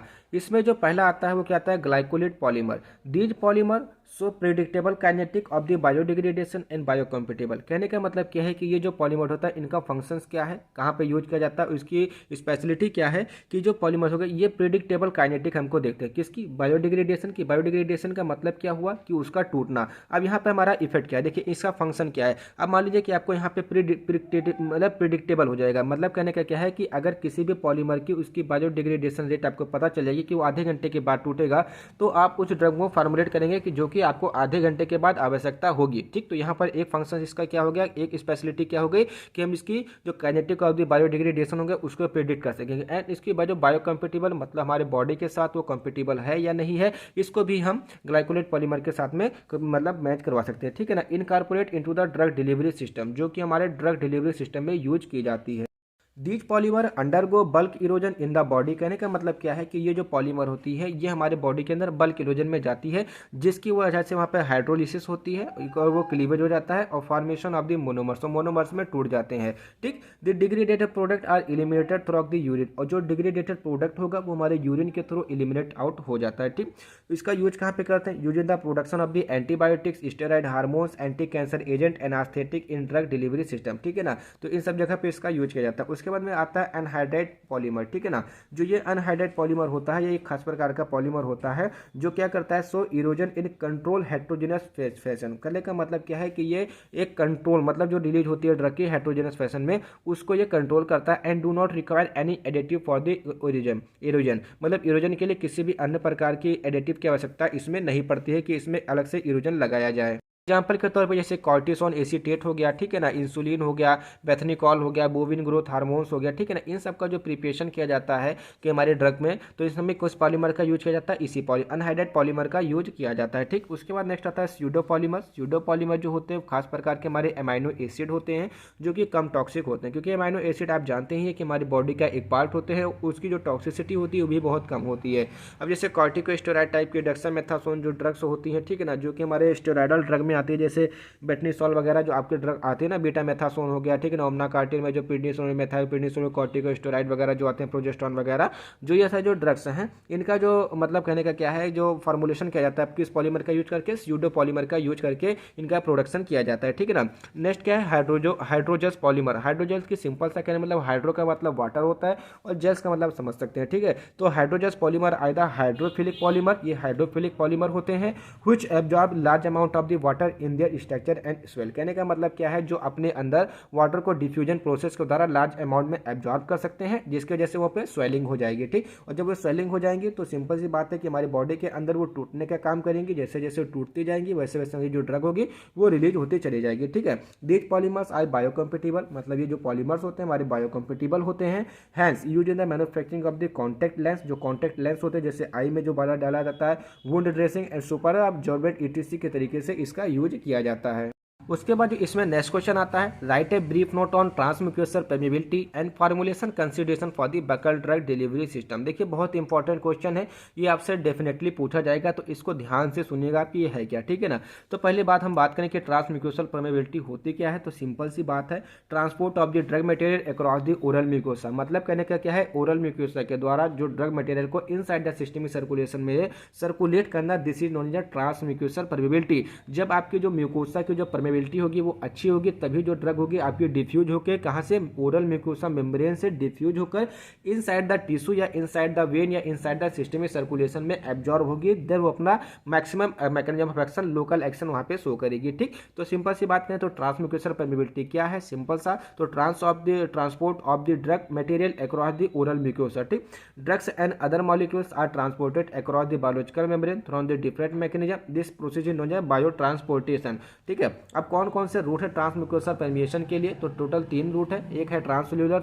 रूट, एक है पैरासेल्युलर रूट, एक है इंडोसाइटोसिस। ठीक, तो ट्रांससेल्युलर रूट में जैसे जो हमारे होते हैं 2 टाइप के होते हैं, एक होता है पैसिव प्रोसेस, एक होता है कैरियर मेडिएटेड प्रोसेस। ठीक, पैसिव प्रोसेस में आपके passive diffusion, pore transport, ion pair transport. Passive diffusion में क्या होता है कि कंसंट्रेशन के अगेंस्ट, मतलब कहने का क्या है कि जो हायर रीजन, मतलब कहने का मतलब क्या है कि इसमें क्या होता है कि दो मेम्ब्रेन होती है, एक मेम्ब्रेन की तरफ ज़्यादा कंसंट्रेशन होती है, दूसरे की तरफ कम होती है, तो उसे ट्रांसफर। तो simple the movement of the ion from higher concentration to lower concentration until it's equilibrium. ठीक है ना, इसको बोलते हैं पैसिव डिफ्यूजन। पोर ट्रांसपोर्ट का मतलब क्या होता है कि हमारे यहाँ पे प्रोटीन्स के कुछ पोर्स पाए जाते हैं जो कि इसको कैरी आउट करने का काम करते हैं। आयन पेन ट्रांसपोर्ट का मतलब क्या होता है कि जो हमारे ड्रग्स होंगी वो अगर जैसे कोई ड्रग्स हमारे पेनिट्रेट नहीं कर पा रही है तो उसको हम आयन फॉर्म में कन्वर्ट करेंगे, पॉजिटिव नेगेटिव, उस पॉजिटिव नेगेटिव पॉलीमर्स वहाँ पे यूज करेंगे। उसके बाद वो क्या करेंगे, हमारी जो बायोलॉजिकल मेम्ब्रेन होगी उसको आसानी से पेनिट्रेट करके इनसाइड द मतलब इंटरसेल्युलर फ्लूइड में चला जाएगा या इंटरसेल्युलर टिश्यू में चला जाएगा, जहाँ पर फिर उसकी जो बॉन्डिंग होगी, जो उसके चार्जेस होंगे वो टूटेंगे, टूटने के बाद जो मेन ड्रग होगी वो वहाँ पे रिलीज हो जाएगी। ठीक है ना। दूसरा क्या है, कैरियर मेडिएटेड प्रोसेस। इसमें क्या होता है, एक्टिव ट्रांसपोर्ट होता है, फैसिलिटेटेड ट्रांसपोर्ट होता है। एक्टिव ट्रांसपोर्ट में क्या होता है, अगेंस्ट द कंसंट्रेशन, मतलब लोअर कंसंट्रेशन से हायर कंसंट्रेशन की ओर ड्रग हमारी मूव करती है। ठीक है ना। वो जो फैसिलिटेटेड ट्रांसपोर्ट होता है इसमें भी हमारी क्या होती है कि जो ड्रग होती है वो हायर कंसंट्रेशन से लोअर कंसंट्रेशन की ओर मूव होती है with the help of the क्या, एक पारदर्शी जो मतलब परमिएबल सेमी परमिएबल मेम्ब्रेन के द्वारा। ठीक, उसके बाद पैरासेल्युलर में अपर एब्जॉर्प्शन होता है और टाइट जंक्शन होता है। इंडोसाइटिस में आपके एक्सोसाइटोसिस, म्यूमासाइटोसिस, ये सारी चीजें होती हैं। ठीक है ना, ये इसके क्या है, रूट्स हैं कुछ ट्रांसम्यूकोसल परमिएशन के। ठीक, the hydrophilic drug permeate the drug through the tight junction है परऑब्जर्प्शन, मतलब जो हमारी हाइड्रोफिलिक ड्रग होगी जो कि वाटर सोल्यूबल ड्रग होती है वो हमारी पैरासेल्युलर रूट से हमारी कहाँ पे जाएगी, इनसाइड द सेल या इनसाइड द टिश्यू को वो क्रॉस करेगी, या हम सिंपल सा बोल सकते हैं कि जो हमारी म्यूकोसा होगी उसको परमिएट करेगी। कौन सी प्रोसेस के द्वारा, पैरासेल्युलर रूट के द्वारा। कौन सी ड्रग, हाइड्रोफिलिक ड्रग। कुछ पैरामीटर से हमारे ट्रांसम्यूकेशनल परमेबिलिटी के, जैसे डिफ्यूजन कॉफिशिएंट। अगर हमारे जो ड्रग है उसका डिफ्यूजन कॉफिशिएंट का मतलब क्या होता है कि कितना ड्रग हमारी आईसीएफ में डिजॉल्व होगी, कितना ड्रग हमारी ईसीएफ में रहेगी, ठीक है ना। ये डिफ्यूजन कॉफिशिएंट होता है। अगर डिफ्यूजन कॉफिशिएंट अच्छा है, ग्रेटर है, तो हमारी ड्रग की जो ट्रांसम्यूकेशनल परमेबिलिटी होगी बहुत अच्छी होगी। पार्टीशन कोफिशिएंट जैसे drug dissolve in water phase upon drug dissolve in oil phase, या सिंपल सा बोलो drug dissolve in hydrophilic phase या drug dissolve in lipophilic phase. तो जितनी ज़्यादा पार्टीशन कोफिशिएंट होगा उतना ज़्यादा उसकी क्या हो जाएगी, वो उतना ज़्यादा हमारा लाइपोफिलिक ड्रग होगी, और जितनी ज़्यादा लाइपोफिलिक होगी उतना ही अच्छा वो एब्जॉर्प्शन दिखाएगी ट्रांसम्यूकोशनल परमेशन के द्वारा। कंसंट्रेशन ऑफ द ड्रग, अगर हमारी ड्रग की कंसंट्रेशन ज़्यादा है तो वहाँ पे परमेशन ज़्यादा होगी। Duration of the drug delivery, मतलब किस ड्यूरेशन पे हम दे रहे हैं। एंड सरफेस एरिया, अगर सरफेस एरिया ज़्यादा है उस ड्रग पार्टिकल का तो आसानी से एब्जॉर्ब कर ली जाएगी। अदरवाइज सरफेस एरिया कम है और पार्टिकल साइज क्या है, छोटा है, तो सिंपल सी बात है कि वो हमारी जो ड्रग होगी आसानी से एब्जॉर्ब कर ली नहीं जाएगी, ठीक है। There are some method for which permission of the drug can be improved, मतलब कुछ मेथड के द्वारा जो ड्रग की परमिशन होते हैं उसको इंप्रूव कर सकते हैं। कैसे? Bye the use of the prodrug, मतलब प्रोड्रग का यूज करके, कोएडमिनिस्ट्रेशन ऑफ एंजाइम इनहिबिटर्स, मतलब एंजाइम इनहिबिटर का यूज करके, ठीक है ना, डिलीवरी सिस्टम का यूज करके, एनहेंसर का यूज करके, ठीक है। उसके बाद नेक्स्ट इसी में पूछा गया था formulation consideration of the buccal drug delivery system. तो यहाँ पर आप एक चीज़ समझ लीजिए, फार्मूलेशन कंसिडरेशन का मतलब पूछा है तो इसका मतलब उसकी आपको फार्मूलेशन बतानी है, ठीक है ना। इसमें कौन कौन से इंग्रेडिएंट, कौन कौन से सब्सटेंस यूज होते हैं इसके विषय में आपको बताना है। तो पहले आपको क्या करना है, बकल ड्रग डिलीवरी सिस्टम होता क्या, इसको बताना है। तो buccal drug delivery system defined at the delivery of the drug, यहाँ पे drug within a mucosa, buccal mucosa to effect the local system pharmacological action, ठीक है ना। ये चीज़ हो गई। उसके बाद formulation of the buccal drug delivery system में क्या क्या यूज होता है।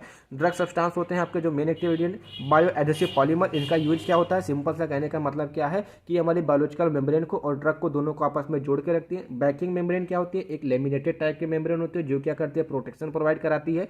पेनिट्रेशन इनहेंसर या परमेशन इनहेंसर होता है जो क्या करता है, जो ट्रांसम्यूकोशनल परमेबिलिटी होती है, जो म्यूकोशल परमेशन होता है उसके रेट को होती है उसको बढ़ा देती है। और कुछ एडेसिव्स होते हैं। एडेसिव का क्या काम होता है कि जो पॉलीमर और ड्रग होती है उन दोनों के बीच में जो क्रॉस लिंकिंग होती है उनको जोड़े रखे, ठीक है ना। तो ये हमारे इतने फार्मूलेशन के मतलब यूज किए जाते हैं। तो आइए एक एक करके जानते हैं। तो पहला क्या है, ड्रग सब्सटेंस है।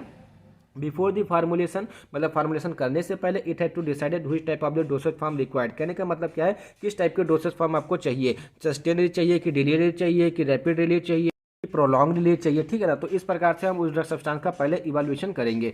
उसके बाद सेकंड क्या है, बायो एडेसिव पॉलीमर। तो bio adhesive polymer is responsible for adhesion of the formulation to buccal membrane. की सिंपल सा बात है कि हमारी बायोलॉजिकल मेम्ब्रेन है उससे हमारी जो ड्रग है वो आसानी से चिपके रहे, तो इसके लिए कौन रिस्पॉन्सिबल होगा, bio adhesive polymer. Hand it should be considered at the initial phase, इसलिए इसको हम इनिशियल फेज पे इसको कंसिडर कर लेते हैं कि इसकी प्रॉपर्टीज है, अगर हम इसका यूज करेंगे तो हमारी बायोलॉजिकल मेम्ब्रेन से एडेसिव होगी कि नहीं होगी, ठीक है ना। Rate of the release depend on the bio adhesive polymer, और जो इसकी रेट ऑफ रिलीज होगी बायोएडेसिव पॉलीमर की वो भी इसी के ऊपर निर्भर करेगी, ठीक। उसके बाद थर्ड क्या है, बैकिंग मेम्ब्रेन। बैकिंग मेम्ब्रेन क्या होता है, the outer most layer of the patch which protect the formulation during the wear period.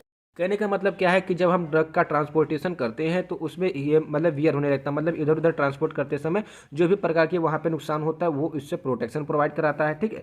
The material use as a backing membrane should be inert, मतलब इनर्ट होना चाहिए, impermeable to the drug, मतलब वो drug को permeate होकर के अंदर ना जा सके, ऐसा होना चाहिए। एंड परमेशन एनहेंसर को भी वो इम्परमेट ना कर सके, ठीक है ना। एग्जाम्पल के तौर पर कार्बोपोल हो गया, मैग्नीशियम स्टीरेट हो गया और सेलुलोज हो गया, ठीक है ना, CMC हो गया, ठीक है ना, कार्बोक्सी मेथाइल सेलुलोज हो गया। उसके बाद फोर्थ क्या है, पेनिट्रेशन इनहेंसर या परमेशन एनहेंसर। तो effective in delivering high molecular weight compound and exhibit low buccal absorption rate. कहने का मतलब क्या है, इनकी वजह से ही जो ड्रग होती है हमारी आसानी से उस मेम्ब्रेन को परमेट कर सकती है, ठीक है ना। तो इनका जो मॉलिक्यूलर वेट होना चाहिए वो मतलब अच्छा होना, ज़्यादा होना चाहिए, एंड वो low buccal absorption rate cause करनी चाहिए। अदरवाइज अगर उसने high buccal rate absorption cause किया तो तुरंत हमारी जो ड्रग होगी वो वहाँ पे एब्जॉर्ब कर ली जाएगी, तो उसमें हमारा कंट्रोल ही नहीं रहेगा कि कैसे हमको रिलीज कराना है। अब एग्जाम्पल के तौर पर सोडियम लॉरेल सल्फेट हो गया, पॉलीसॉर्बेट 80 हो गया, एजोन हो गया, ठीक। उसके बाद बायोएडेसिव आदि substance that are capable of interacting with biological membrane and be retain on them. Simple सा कहने का मतलब क्या है कि बायोलॉजिकल मटेरियल से जो हमारी ड्रग्स है वो आसानी से चिपके रहे और उसको रिटेन करते रहे। एग्जांपल के तौर पे सोडियम आल्जीनेट हो गया, जिलेटिन हो गया, ठीक।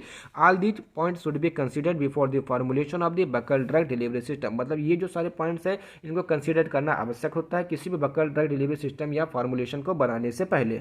उसके बाद आपका नेक्स्ट क्वेश्चन क्या आता है, describe the formulation approaches for the gastroretentive drug delivery system. मतलब गैस्ट्रोरिटेंटिव ड्रग डिलीवरी सिस्टम के फार्मूलेशन अप्रोचेस क्या है उसके बारे में आपको बताना है। ठीक, तो गैस्ट्रोरिटेंटिव ड्रग डिलीवरी सिस्टम क्या होता है, तो gastroretentive drug delivery system and is approach to prolong the gastric resident time. अब गैस्ट्रिक रेजिडेंट टाइम क्या होता है, सिंपल से जैसे आपका ये स्टमच है, मतलब मान लीजिए कि ये आपका क्या है, ये आपका स्टमच है, ठीक है ना, ये आपका स्टमच है। तो यहाँ पे हमारा क्या है, ये स्टमच का एरिया है। अब यहाँ पे कोई भी ड्रग या कोई भी सब्सटेंस या कोई भी फूड जितनी ज़्यादा समय तक रहेंगे उसी को क्या बोलते हैं, मतलब गैस्ट्रिक रेजिडेंट टाइप। मतलब यहाँ पर कोई भी मटेरियल जितना ज़्यादा समय बिताएगा, जो समय बिताएगा उसी को बोलते हैं गैस्ट्रिक रेजिडेंस टाइम, ठीक है ना।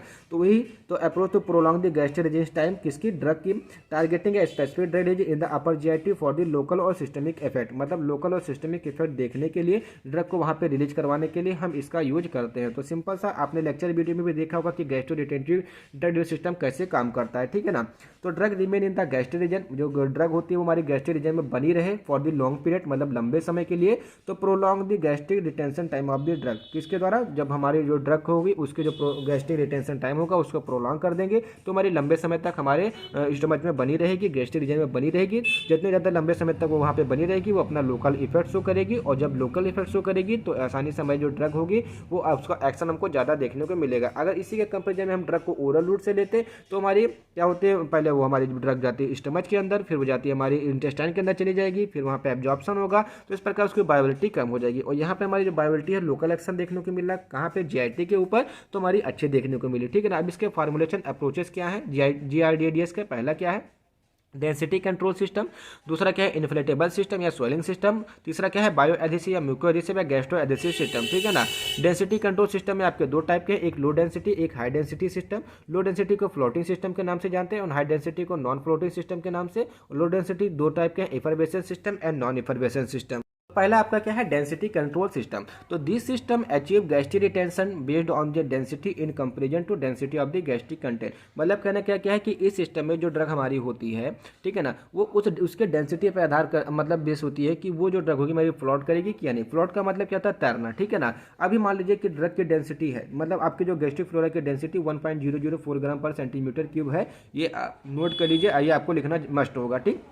ये मैंने आपका गैस्ट्रिक फ्लोरा है। अब हमने कोई ड्रग इंटेक की, अब अगर जो ड्रग की जो डेंसिटी होगी वो कम होगी, किससे, 1.004 ग्राम पर सेंटीमीटर क्यूब से, तो जो हमारी ड्रग होगी वो क्या करेगी, उसके ऊपर तैरेगी। अदरवाइज अगर इसकी डेंसिटी ज़्यादा होगी तो यहाँ पे इससे ये भारी हो जाएगा, जब भारी हो जाएगा तो ड्रग हमारे यहाँ पे सेटल डाउन होने लगेगी, ठीक है ना। इसी के ऊपर बेस हमारा क्या है, डेंसिटी कंट्रोल सिस्टम। तो पहला क्या है, लो डेंसिटी फ्लोटिंग सिस्टम या लो डेंसिटी कंट्रोल सिस्टम या लो डेंसिटी फ्लोटिंग सिस्टम। तो इस सिस्टम में क्या होता है, जो drug float over the gastric content, मतलब जो गैस्ट्रिक फ्लोरा होता है उसके ऊपर जो हमारी ड्रग होती है वो फ्लोट मतलब तैरती रहती है। Due to their lower density than gastric flora, मतलब किसके, गैस्ट्रिक फ्लोरा की डेंसिटी ज़्यादा होने के कारण एज कम्पेयर टू ड्रग, जो हमारी ड्रग होगी वो हमारी वहाँ पे फ्लोट करती रहती है, जिसकी वजह से जो ड्रग हमारी होगी वो डिजायर्ड फेज में रिलीज होती रहेगी। तो हमारे को ड्रग का जो एक्शन होगा वहाँ पे ज़्यादा देखने को मिलेगा, ठीक। Density of the gastric flora, मतलब जो गैस्ट्रिक फ्लोरा की डेंसिटी कितनी होती है, 1.004 ग्राम पर सेंटीमीटर क्यूब, ठीक है ना। अब अगर इससे कम की जो हमारी, इससे जो ड्रग की डेंसिटी होगी इससे कम होगी, किससे, 1.004 ग्राम पर सेंटीमीटर क्यूब, नियर अबाउट 1 या 0.9 ग्राम पर सेंटीमीटर क्यूब होगी, तो हमारी जो ड्रग होगी वहाँ पे फ्लोट करेगी। अदरवाइज इससे ज़्यादा होगी तो वहाँ पे सेटल डाउन हो जाएगी, ठीक।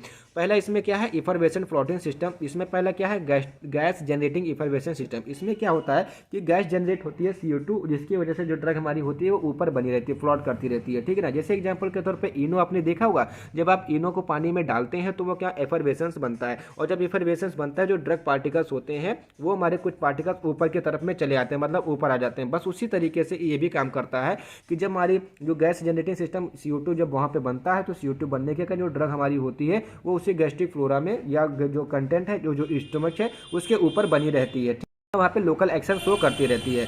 दी mechanism of floating of this system depend upon the release of द CO2 due to reaction of the bicarbonate and citric acid, और जिसका जो रेशियो होता है 1:0.4676 होता है, ठीक है ना। अभी यहाँ पे जैसे मैंने बताया कि ये क्या है, आपका एक इफरवेसेंट लेयर है, ठीक है ना। ये आपके कन्वेंशनल सस्टेन रिलीज ड्रग है, ये आपकी सेमी परवेल मेम्ब्रेन है, ठीक है ना। ये क्या है, आपके गैस जनरेटिंग इफरवेसेंट सिस्टम की ड्रग है।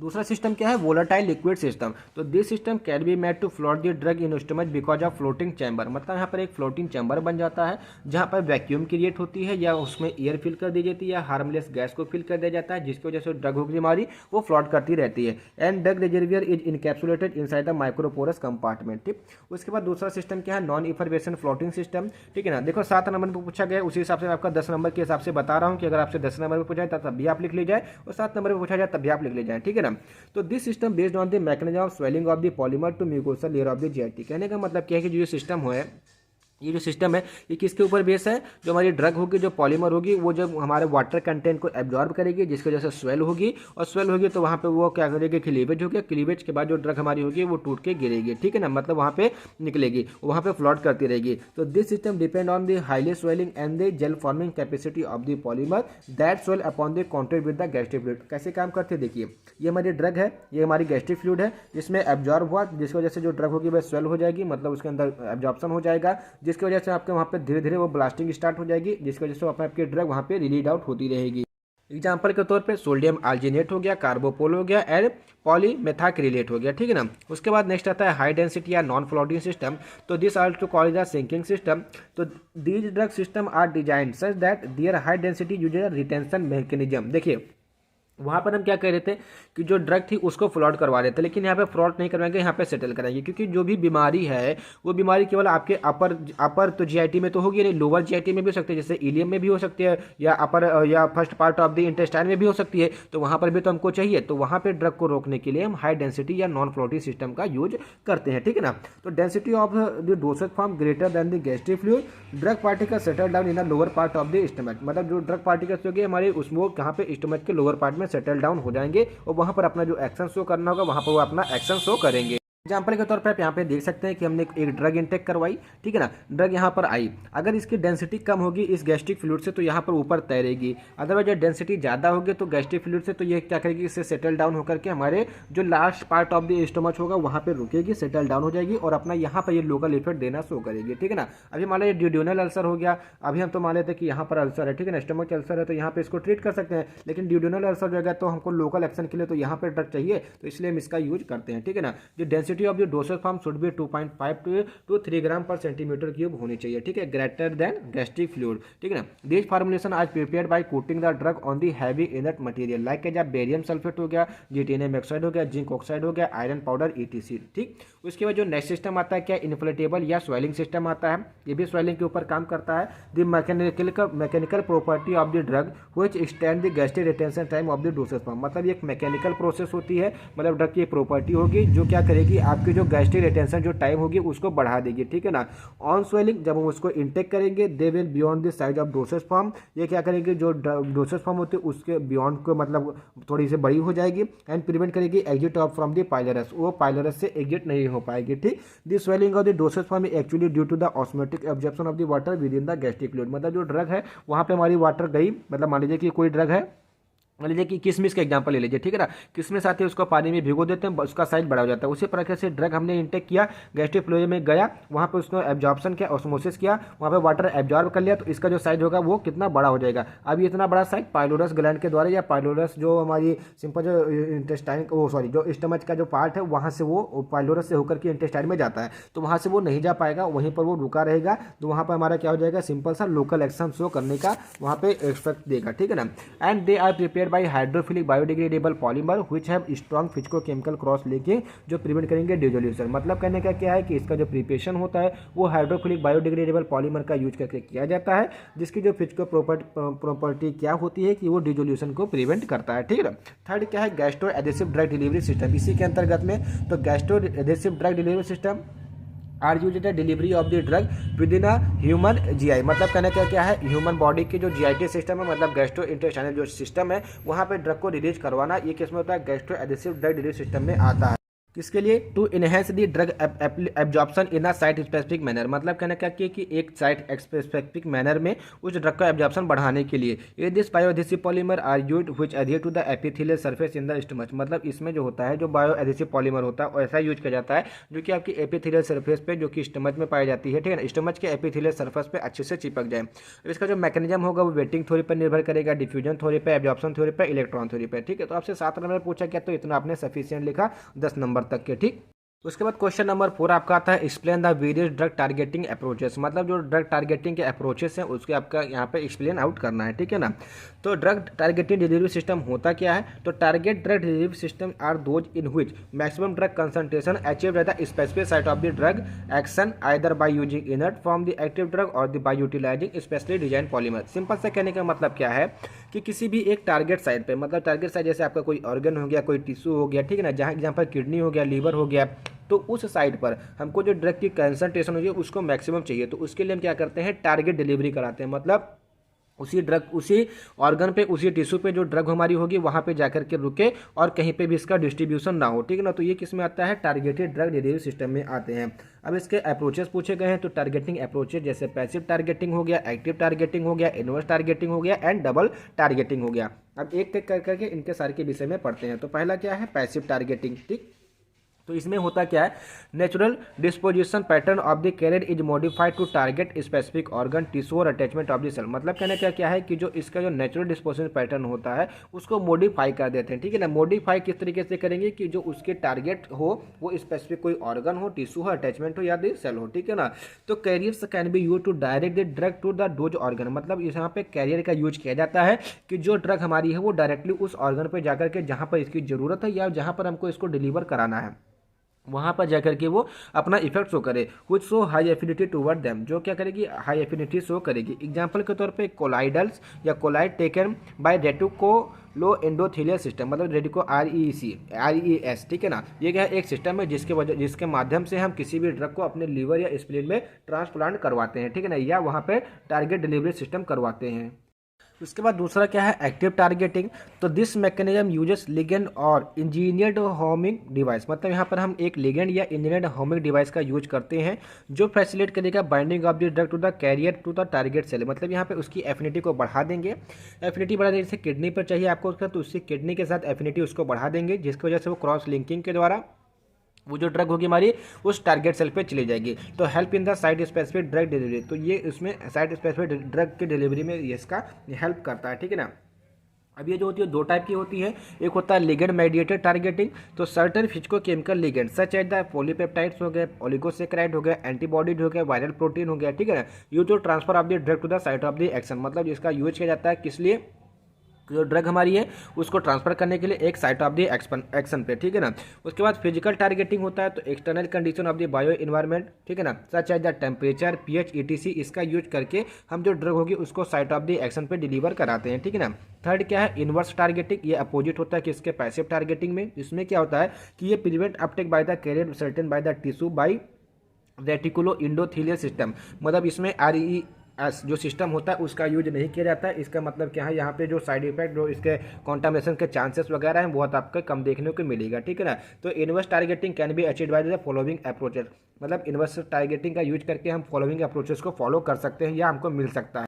वो अप्रोचेस कौन कौन से है? Initially large volume of the blank colloidal carriers, मतलब कहने का क्या है कि सबसे पहले जो हमारे ब्लैंक कोलाइडल कैरियर्स होगा उनका लार्ज वॉल्यूम, माइक्रोमोलिक्यूल्स और pre injection are parenterally administer, मतलब उसका लार्ज वॉल्यूम हम इसमें यूज कर सकते हैं, मतलब जो कि हमारा जो ड्रग है वो माइक्रोमोलिक्यूल्स हो गया या प्री इंजेक्शन हो गया या कोलाइडल कैरियर हो गया, उसका हम लार्ज वॉल्यूम यहाँ पे यूज कर सकते हैं पेरेंटल एडमिनिस्ट्रेशन के लिए।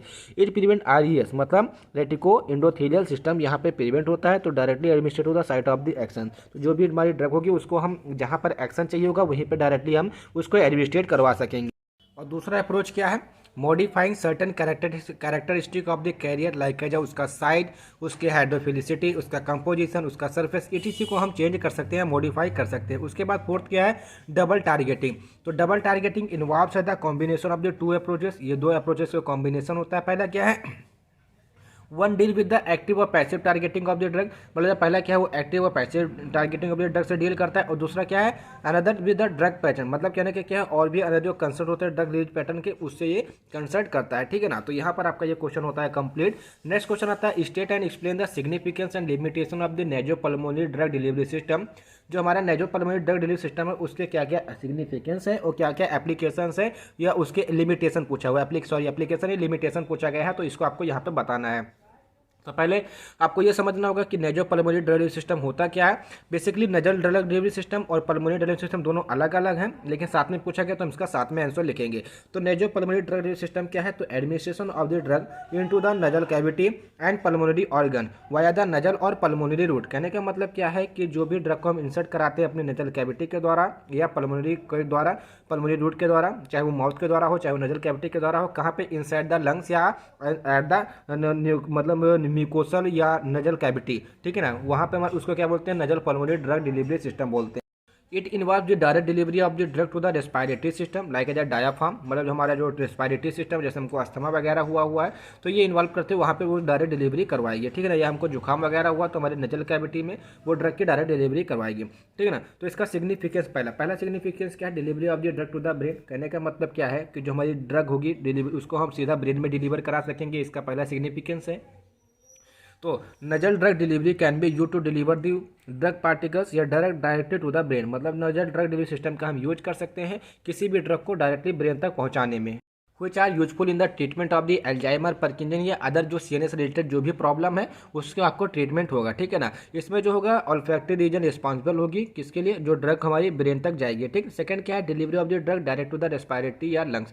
कहने का मतलब क्या है कि हमारी जो ड्रग होगी उसको डायरेक्ट हम डिलीवर कर सकते हैं कहाँ पर, respiratory region of the drug direct to the respiratory system या द लंग्स, ठीक है। तो जैसे लीवोसल्ब्यूटामॉल एंड ट्राइट्रोपियम इनहेलर हो गया, are use in the management of the asthma and COPD. तो हम सिंपल सा इन सब ड्रग का यूज करके अस्थमा और सीओपीडी को हम मैनेज कर सकते हैं। The drug directly deliver the drugs into the lungs for rapid onset of the action, मतलब तुरंत एक्शन के लिए हम इन ड्रग का यूज कर सकते हैं with the help of the किसके नेजो पल्मोनरी रूट के थ्रू, ठीक है ना। इन ट्यूबरक्लोसिस ट्रीटमेंट, मतलब जो टीबी होता है उसके ट्रीटमेंट में, तो नियोसोम्स विद एक्टिव ड्रग जैसे आइसोनियाजाइड हो गया, ठीक है ना, are administrate from the nasal route which are highly effective in tuberculosis treatment, जो कि हाईली इफेक्टिव है किसके, ट्यूबरक्लोसिस के ट्रीटमेंट में, ठीक है ना। फोर्थ क्या है, delivery of the non peptide pharmaceuticals, जो हमारे नॉन पेप्टाइड फार्मास्यूटिकल जैसे कि प्रोजेस्टेरॉन हो गया, प्रोपेनोनॉल हो गया, ठीक है ना, कोकेन हो गया, टेस्टोस्टेरॉन हो गया, इन सबका जो डिलीवरी होती है इसको डायरेक्ट हम नेजो पल्मोनरी रूट से मतलब डिलीवरी दिला सकते हैं, जिससे हमको 100% उसकी बायोबिलिटी देखने को मिलेगी। डिलीवरी ऑफ द वैक्सीन, जैसे इस समय कोविड की नजल वैक्सीन लग रही है, बस उसी तरीके से, तो nasal route potential to be use for the delivering of the vaccine because nasal mucosa ये सबसे पहला कॉन्टेक्ट होता है किसी भी पैथोजन जो कि आप इनहेल करते हैं नजल रूट से, and nasal cavity contain nose associated lymphoid tissue, जो हमारी नजल कैविटी होती है ये लिम्फॉइड टिश्यू को कंटेन किया होती है, जो कि किसका कंपोनेंट होता है, एक इम्यून सिस्टम का कंपोनेंट होते हैं। तो इम्यून सिस्टम को हमारे वहाँ पे सिंपल सा स्टिमुलेट कर देगी और जो हमारे वहाँ पे पैथोजेंस वगैरह उसको वहाँ पे वो मारने का काम करेगी। It also used in the treatment of the bone disorder, in lung transplantation, in cancer treatment and in pain management। इन समय भी इसका यूज किया जाता है। अब इसके लिमिटेशंस क्या है, तो पहली लिमिटेशन क्या है, हिस्टोलॉजिकल टॉक्सिसिटी में occur due to use of the absorption enhancer, मतलब एब्जॉर्प्शन एनहेंसर का यूज करके करते हैं तो इसकी वजह से यहाँ पे हिस्टोलॉजिकल टॉक्सिसिटी भी हो सकती है, ठीक है ना। Relative inconvenient to the patient when compare to oral delivery system. अभी मान लीजिए कि एग्जाम्पल के तौर पर अगर आपको कोई चीज़ हम मुँह से खाने के लिए दें तो आप उसको आसान से खा लेंगे, लेकिन अभी किसी चीज़ को हम नाक से खाने के लिए या नाक से लेने के लिए बोलो तो आपको प्रॉब्लम होगी कि नहीं, मतलब वो आपके लिए इनकन्वीनियंट होगा कि नहीं होगा, मतलब वहाँ पे प्रॉब्लम होगी कि नहीं होगी, तो होगी। तो possibility of the nasal irritation, जिसके वजह आपका नजल इरिटेशन हो सकता है, ठीक है ना। Nasal cavity provide smaller absorption surface area, जो आपकी नजल कैविटी होगी आपको वो स्मॉल एब्जॉर्प्शन सरफेस एरिया देगी कि आपकी ड्रग जो हो एब्जॉर्ब हो जाए कंपेयर टू जीआईटी, ठीक है ना। Risk of local side effect and irreversible damage of the cilia और नसल म्यूकोसा, मतलब लोकल साइड इफेक्ट जैसे आप नोजल के रूट से रहे तो नोज में आपके कोई ना कोई प्रॉब्लम हो सकती है, and irreversible damage of the cilia on the nasal mucosa, जो आपके नजल म्यूकोसा के जो सीलिया है वहाँ पे भी आपको इरोजन देखने को मिल सकता है, वहाँ पर भी आपको साइड इफेक्ट देखने को मिल सकता है, ठीक है ना। Certain surfactant use as a chemical enhancer, मतलब कुछ सर्फेक्टेंट ऐसे जिसका हम एज अ केमिकल इनहेंसर का यूज करते हैं, may be disturb and even dissolve membrane in high concentration, ठीक है ना, जो कि डिस्टर्ब भी कर सकती है और आपकी जो मेम्ब्रेन होगी उसको हाई कंसंट्रेशन में डिजॉल्व भी कर सकती है, ठीक है ना। There could be mechanical loss of the dosage form into the other part of the respiratory tract like the lungs because of the improper technique of the administration. देखिए जैसे ऑक्सीटेट्राजाइलिन का जो एग्जाम्पल, मतलब एग्जाम्पल के तौर पे जो ऑक्सीमेटाजोलिन का जो आता है नजल ड्रॉप आता है, उसको आप डालते हैं तो वहाँ पे कुछ जैसे को डालेंगे तो जैसे नाक नीचे करेंगे तो कुछ ना कुछ तो गिर ही जाएगी। तो यहाँ पे मैकेनिकल लॉस भी आपको देखने को मिलेगा किसके नेजो पल्मोनरी रूट में, ठीक है। उसके बाद क्वेश्चन नंबर 6 क्या है, explain in brief the various method to overcome ocular barriers for effective drug delivery system. मतलब जो हमारे ऑकुलर ड्रग डिलीवरी सिस्टम में जो बैरियर्स हैं उनको कैसे हम ओवरकम कर सकते हैं। तो पहले हम बात करते हैं कि ऑकुलर ड्रग डिलीवरी सिस्टम क्या होता है। तो ऑकुलर ड्रग डिलीवरी सिस्टम का मतलब क्या होता है कि डायरेक्ट एडमिनिस्ट्रेशन इनटू द आई, मतलब किसी भी ड्रग का हम एडमिनिस्ट्रेशन करेंगे, इंसर्ट करेंगे, डिलीवर करेंगे ड्रग को into the I against any element और द डिसऑर्डर, मतलब किसी भी डिसऑर्डर या किसी भी प्रकार की दिक्कत को ट्रीट करने के लिए, ठीक है ना। अब कौन कौन से बैरियर्स हो जाएंगे, जैसे नेसोलैक्राइमल ड्रेनेज हो गया, ठीक है ना, ये सब हम ऑलरेडी बात कर चुके हैं, 2 नंबर में पूछा गया था, ठीक है ना। रेटिनल बैरियर हो गया, टीयर्स टर्नओवर हो गया, कॉर्नियल परमिशन हो गया, सोल्युबिलिटी ऑफ द ड्रग हो गया, ठीक है, नॉन कॉर्नियल एब्जॉर्प्शन हो गया। ये सारे हमारे बैरियर्स हैं। अब इन बैरियर्स को कैसे हम कम करेंगे। तो पहला है हमारा मेथड कौन कौन सा है, microneedle drug delivery system method के द्वारा हम इसको ओवरकम करेंगे। Ultrasound mediated drug delivery system के द्वारा इसको ओवरकम करेंगे। आइंटोफोरेसिस इन्वेंट्रियल इंजेक्शन के द्वारा एंड पेरीओकुलर ड्रग डिलीवरी सिस्टम के द्वारा हम इसको कम कर सकेंगे। तो आइए एक एक करके जानते हैं। तो पहला क्या है, माइक्रोनीडल ड्रग डिलीवरी सिस्टम। इसमें क्या होता है, ये non invasive method to delivering drug to the intraocular region, मतलब इसमें किसी प्रकार की मतलब इन्वेंसिवनेस आपको देखने को नहीं मिलेगी। इसको डायरेक्टली हम क्या करते हैं, माइक्रो नीडल्स का यूज करके और जो ड्रग होगी उसको इनसाइड द ओकुलर कैविटी हम डायरेक्ट एडमिनिस्ट्रेट कर देंगे, ठीक है ना। On administration coated molecule dissolve rapidly and subsequently microneedles are remove. मतलब कहने का क्या है कि जब इसका एडमिनिस्ट्रेशन हम करवाएंगे तो जो मॉलिक्यूल्स हमारे ड्रग पार्टिकल्स होंगे डिजॉल्व हो जाएंगे। उसके बाद जो हमारे माइक्रो नीडल्स होगी उसको हम वहाँ से रिमूव आउट कर देंगे। This delivery system is able to deliver microparticles, nanoparticle and solution form of the drug। मतलब जो ड्रग होगी उसका सॉल्यूशन फॉर्म या उसके माइक्रोपार्टिकल्स या उसके नैनो पार्टिकल्स, सारी चीज़ों को हम यहाँ पे डिलीवर कर सकते हैं, ठीक है ना। उसके बाद क्या है, अल्ट्रासाउंड मेडिएटेड ड्रग सिस्टम। तो it include application of the ultrasound waves across the cornea. मतलब हम अल्ट्रासाउंड जो वेव्स होंगे उसको कॉर्निया के अक्रॉस में एप्लीकेबल करेंगे, जिसकी वजह से उसकी वहाँ जो परमेबिलिटी होगी वो बढ़ जाएगी, ठीक है। इसमें जो ड्रग लाके जाए बीटा ब्लॉकर जैसे एटिनोल हो गया, टिमोलोल हो गया, ETC are injected with the 880 kHz kilohertz ultrasonic frequency के द्वारा उसको इंजेक्ट कराते हैं, ठीक है। एंटोफोरेसिस है।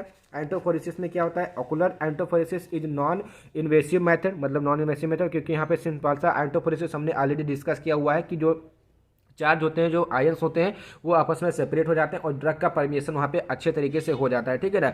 To deliver the drug to the both anterior and posterior segment, it is a method of transferring ionized drug through the membrane with low electric current. मतलब low electric current के द्वारा जो आयोनाइड ड्रग होती है उसको हम इस मेथड के द्वारा ट्रांसफर कर सकते हैं। Drug move across the membrane by two membrane mechanism include the migration and electro osmosis process के द्वारा जो ड्रग हमारी होगी वो हमारी इनसाइड द ओकुलर थेरेपी में जाएगी। फोर्थ आपका क्या है, पेरी ओकुलर रोड। तो drug solution placed in a close proximated to sclera, मतलब जो स्लेरा होगा उसके क्लोज में हम ड्रग को रख देंगे, which result high retinal and vitriol concentration, जिसकी वजह से वहाँ पे जो ड्रग हमारी होगी वो रेटिनल और विट्रल कंसंट्रेशन ज़्यादा होगी, तो जिसकी वजह से वहाँ पे एब्जॉर्प्शन आपको ज़्यादा देखने को मिलेगा और आपके सिस्टमिक और लोकल इफेक्ट आपको वहाँ पे अच्छे तरीके से देखने को मिलेगा, ठीक है ना। Intravitreal injection involves injection of the drug solution into the vitreous by using 30G needle, मतलब 30G के नीडल का नंबर का यूज करके हम जो ड्रग होगी उसको इंजेक्ट करवा देंगे, जो क्या करेगा, इंप्रूव कर देगा ड्रग के एब्जॉर्प्शन को। It offer high drug concentration in vitreous है, ठीक है ना। मतलब कहने का क्या है, एंड डिटेंशन, कहने का मतलब क्या है कि आपको हाई कंसंट्रेशन में जो ड्रग की होगी वो एब्जॉर्प्शन होगा और इसकी वजह से आपको हाई बायोबिलिटी आपको देखने को मिलेगी। कुछ अदर्स मेथड है जिसे bye the use of the permission enhance, मतलब परमिशन इन्हेंसर का यूज करके जो भी बैरियर है उसको ओवरकम कर सकते हैं। By the use of the highly viscous preparation, मतलब हाईली विस्कल प्रिपरेशन का यूज करके, by the use of the bio adhesive and liposomal formulation करके हम जो भी ओकुलर बैरियर है उनके फार्मुलेशन को उसको ओवर आउट कर सकते हैं, मतलब ओवरकम कर सकते हैं। उसके बाद आपका नेक्स्ट क्वेश्चन आता है या last, right a brief note on the development and the application of the intrauterine device. तो इंट्रायूटेरिन डिवाइस आपकी क्या होती है, intrauterine device is a small object that is inserted in through the service, मतलब service के द्वारा उसको जो सर्विक्स होता है उसके थ्रू हम इस डिवाइस को इंसर्ट कराते हैं, कहाँ पे, into the female genital area, then smoothly, मतलब आराम से फिट इन द यूट्रेस, जो कि आराम से वहाँ पे फिट हो जाता है यूट्रेस में, एंड प्रिवेंट द कॉन्सेप्शन, और जो प्रेगनेंसी होती है उसको ये प्रिवेंट करता है, ठीक है ना। IUD are found to one of the most effective contraceptive method मतलब जो इंट्रायूटेरियन जो डिवाइसेस हैं ये बहुत ही इंपॉर्टेंट या one of the most effective contraceptive method है। So prolong action for about 1 to 10 year, जो कि 1 से 10 साल तक प्रेगनेंसी को प्रिवेंट कर सकती है। अब इसके डेवलपमेंट के बारे में बात करते हैं तो first generation IUD develop in 1920 मतलब 1920 में पहला जो आईयूडी डेवलप किया गया था किसके द्वारा, गट ऑफ द सिल्कवार्म, जो सिल्कवार्म होता है उससे gut and flexible metal wire के द्वारा इसका फॉर्मुलेशन किया गया था, ठीक है ना। However this IUD associated with the pain bleeding difficult to insertion, मतलब इसको जब इसको यूज कर रहे थे तो पेन हो रहा था, ब्लीडिंग हो रही थी और इंसर्शन में इसकी डिफिकल्टी आ रही, ठीक है। Subsequently IUDs were prepared from the various inert biocompatible polymeric material such as the polyethylene, polypropylene and silicone elastomer, मतलब कहने का क्या जो आईयूडी को प्रिपेयर किया गया था वो बहुत सारे इनर्ट बायोकम्पेटिबल पॉलीमर का मटेरियल का यूज किया गया था, जैसे पॉलीएथाइलिन हो गया, पॉलीप्रोपाइलिन हो गया, सिलिकॉन इलास्टोमर ईटीसी का, ठीक है ना। टेटम एक साइंटिस्ट का नाम है, इन्होंने टी शेप्ड की डिवाइस को अच्छे बनाया जो कि work better with the shape of the uterus, जो कि यूट्रस के शेप में था और वर्क बेटर कर रहा था। And this also during the side effect, और इसकी वजह से यहाँ पे इसका साइड इफेक्ट भी कम हुआ, ठीक है ना। उसके बाद जिपर आए, जिपर 1968 में इसने एडेड किया कॉन्ट्रासेप्टिव मेटल्स कॉपर, मतलब जो कॉपर है उसको यूज किया with the progesterone to control the releasing progestin, मतलब प्रोजेस्टिन को कंट्रोल रिलीज कराने के लिए। तो good result achieved has lead to development of the medicated IUD aim to provide prolong intrauterine contraception, ठीक है। तो ये चीज़ आपको समझ में आ गई होगी। अगर इसके विषय में आपको डिटेलिंग में जाना है तो यूनिट 5 का लेक्चर वीडियो पड़ा हुआ है, वहाँ पर जाकर के आप वहाँ पर देख करके इसको और अच्छे तरीके से समझ सकते हैं, ठीक। यहाँ पे समय कम है और काम ज़्यादा है। एप्लीकेशन क्या है, पहला क्या है, CU IUD as a long term contraceptive method के तरीके से इसका यूज करते हैं। तो CU IUD contracepts protection for about 10 years, मतलब 10 साल तक कम से कम कॉन्ट्रासेप्शन हमको दे सकता है। Low cost with long acting contraceptive agent, मतलब इसका लो कॉस्ट भी होता है और लॉन्ग टर्म कॉन्ट्रासेप्टिव एक्शन भी होता है। इमरजेंसी कॉन्ट्रासेप्शन, मतलब जो कि इमरजेंसी में हमको चाहिए। Copper IUD being work immediately used as an emergency from the birth control, ठीक है ना। उसके बाद इफेक्ट ऑफ द एंडोमेट्रियम, जो कि हैवी ब्लीडिंग वगैरह होने लगती है उसमें भी इसका यूज किया जाता है, ठीक है ना। ये इन्फ्लामेशन को भी प्रिवेंट करता है, इन्फेक्शन को प्रिवेंट करता है और जो कैंसर वगैरह हो जाते हैं उसको भी ये प्रिवेंट करता है, ठीक है ना। Effect on menstruation blood I loss, जो मेंस्ट्रुएशन साइकिल में जो ब्लड लॉस होता है उसको भी ये कंट्रोल करता है, जिसमें LNZ IUD का यूज किया जाता है, ठीक है ना। जो हैवी मेंस्ट्रुएशन ब्लीडिंग होती है उसमें इसका यूज किया जाता है। And also effect of menorrhagia and dysmenorrhoea, जिसमें हैवी ब्लीडिंग वगैरह आपको देखने को मिलती है तो उसमें भी इसका ट्रीट किया जाता है, मतलब पेल्विक पेन के साथ में आपको ब्लीडिंग देखने को मिलती है। And effect of the ectopic pregnancy में भी इसका यूज किया जाता है। आई होप आपको ये वीडियो समझ में आया होगा। वीडियो अगर समझ में आए तो वीडियो को लाइक करना, चैनल को सब्सक्राइब करना एंड कमेंट करके हमको जरूर बताना कि आपको वीडियो कैसा लगा। Thank you for watching the video from the latest learn pharmacy. आज आपके जो चारों सब्जेक्ट के जो टोटल क्वेश्चन पेपर सोल्यूशन थे वो कंप्लीट होते हैं। अब कुछ इंपॉर्टेंट क्वेश्चन डिस्कस किए जाएंगे जल्दी ही, ठीक है ना।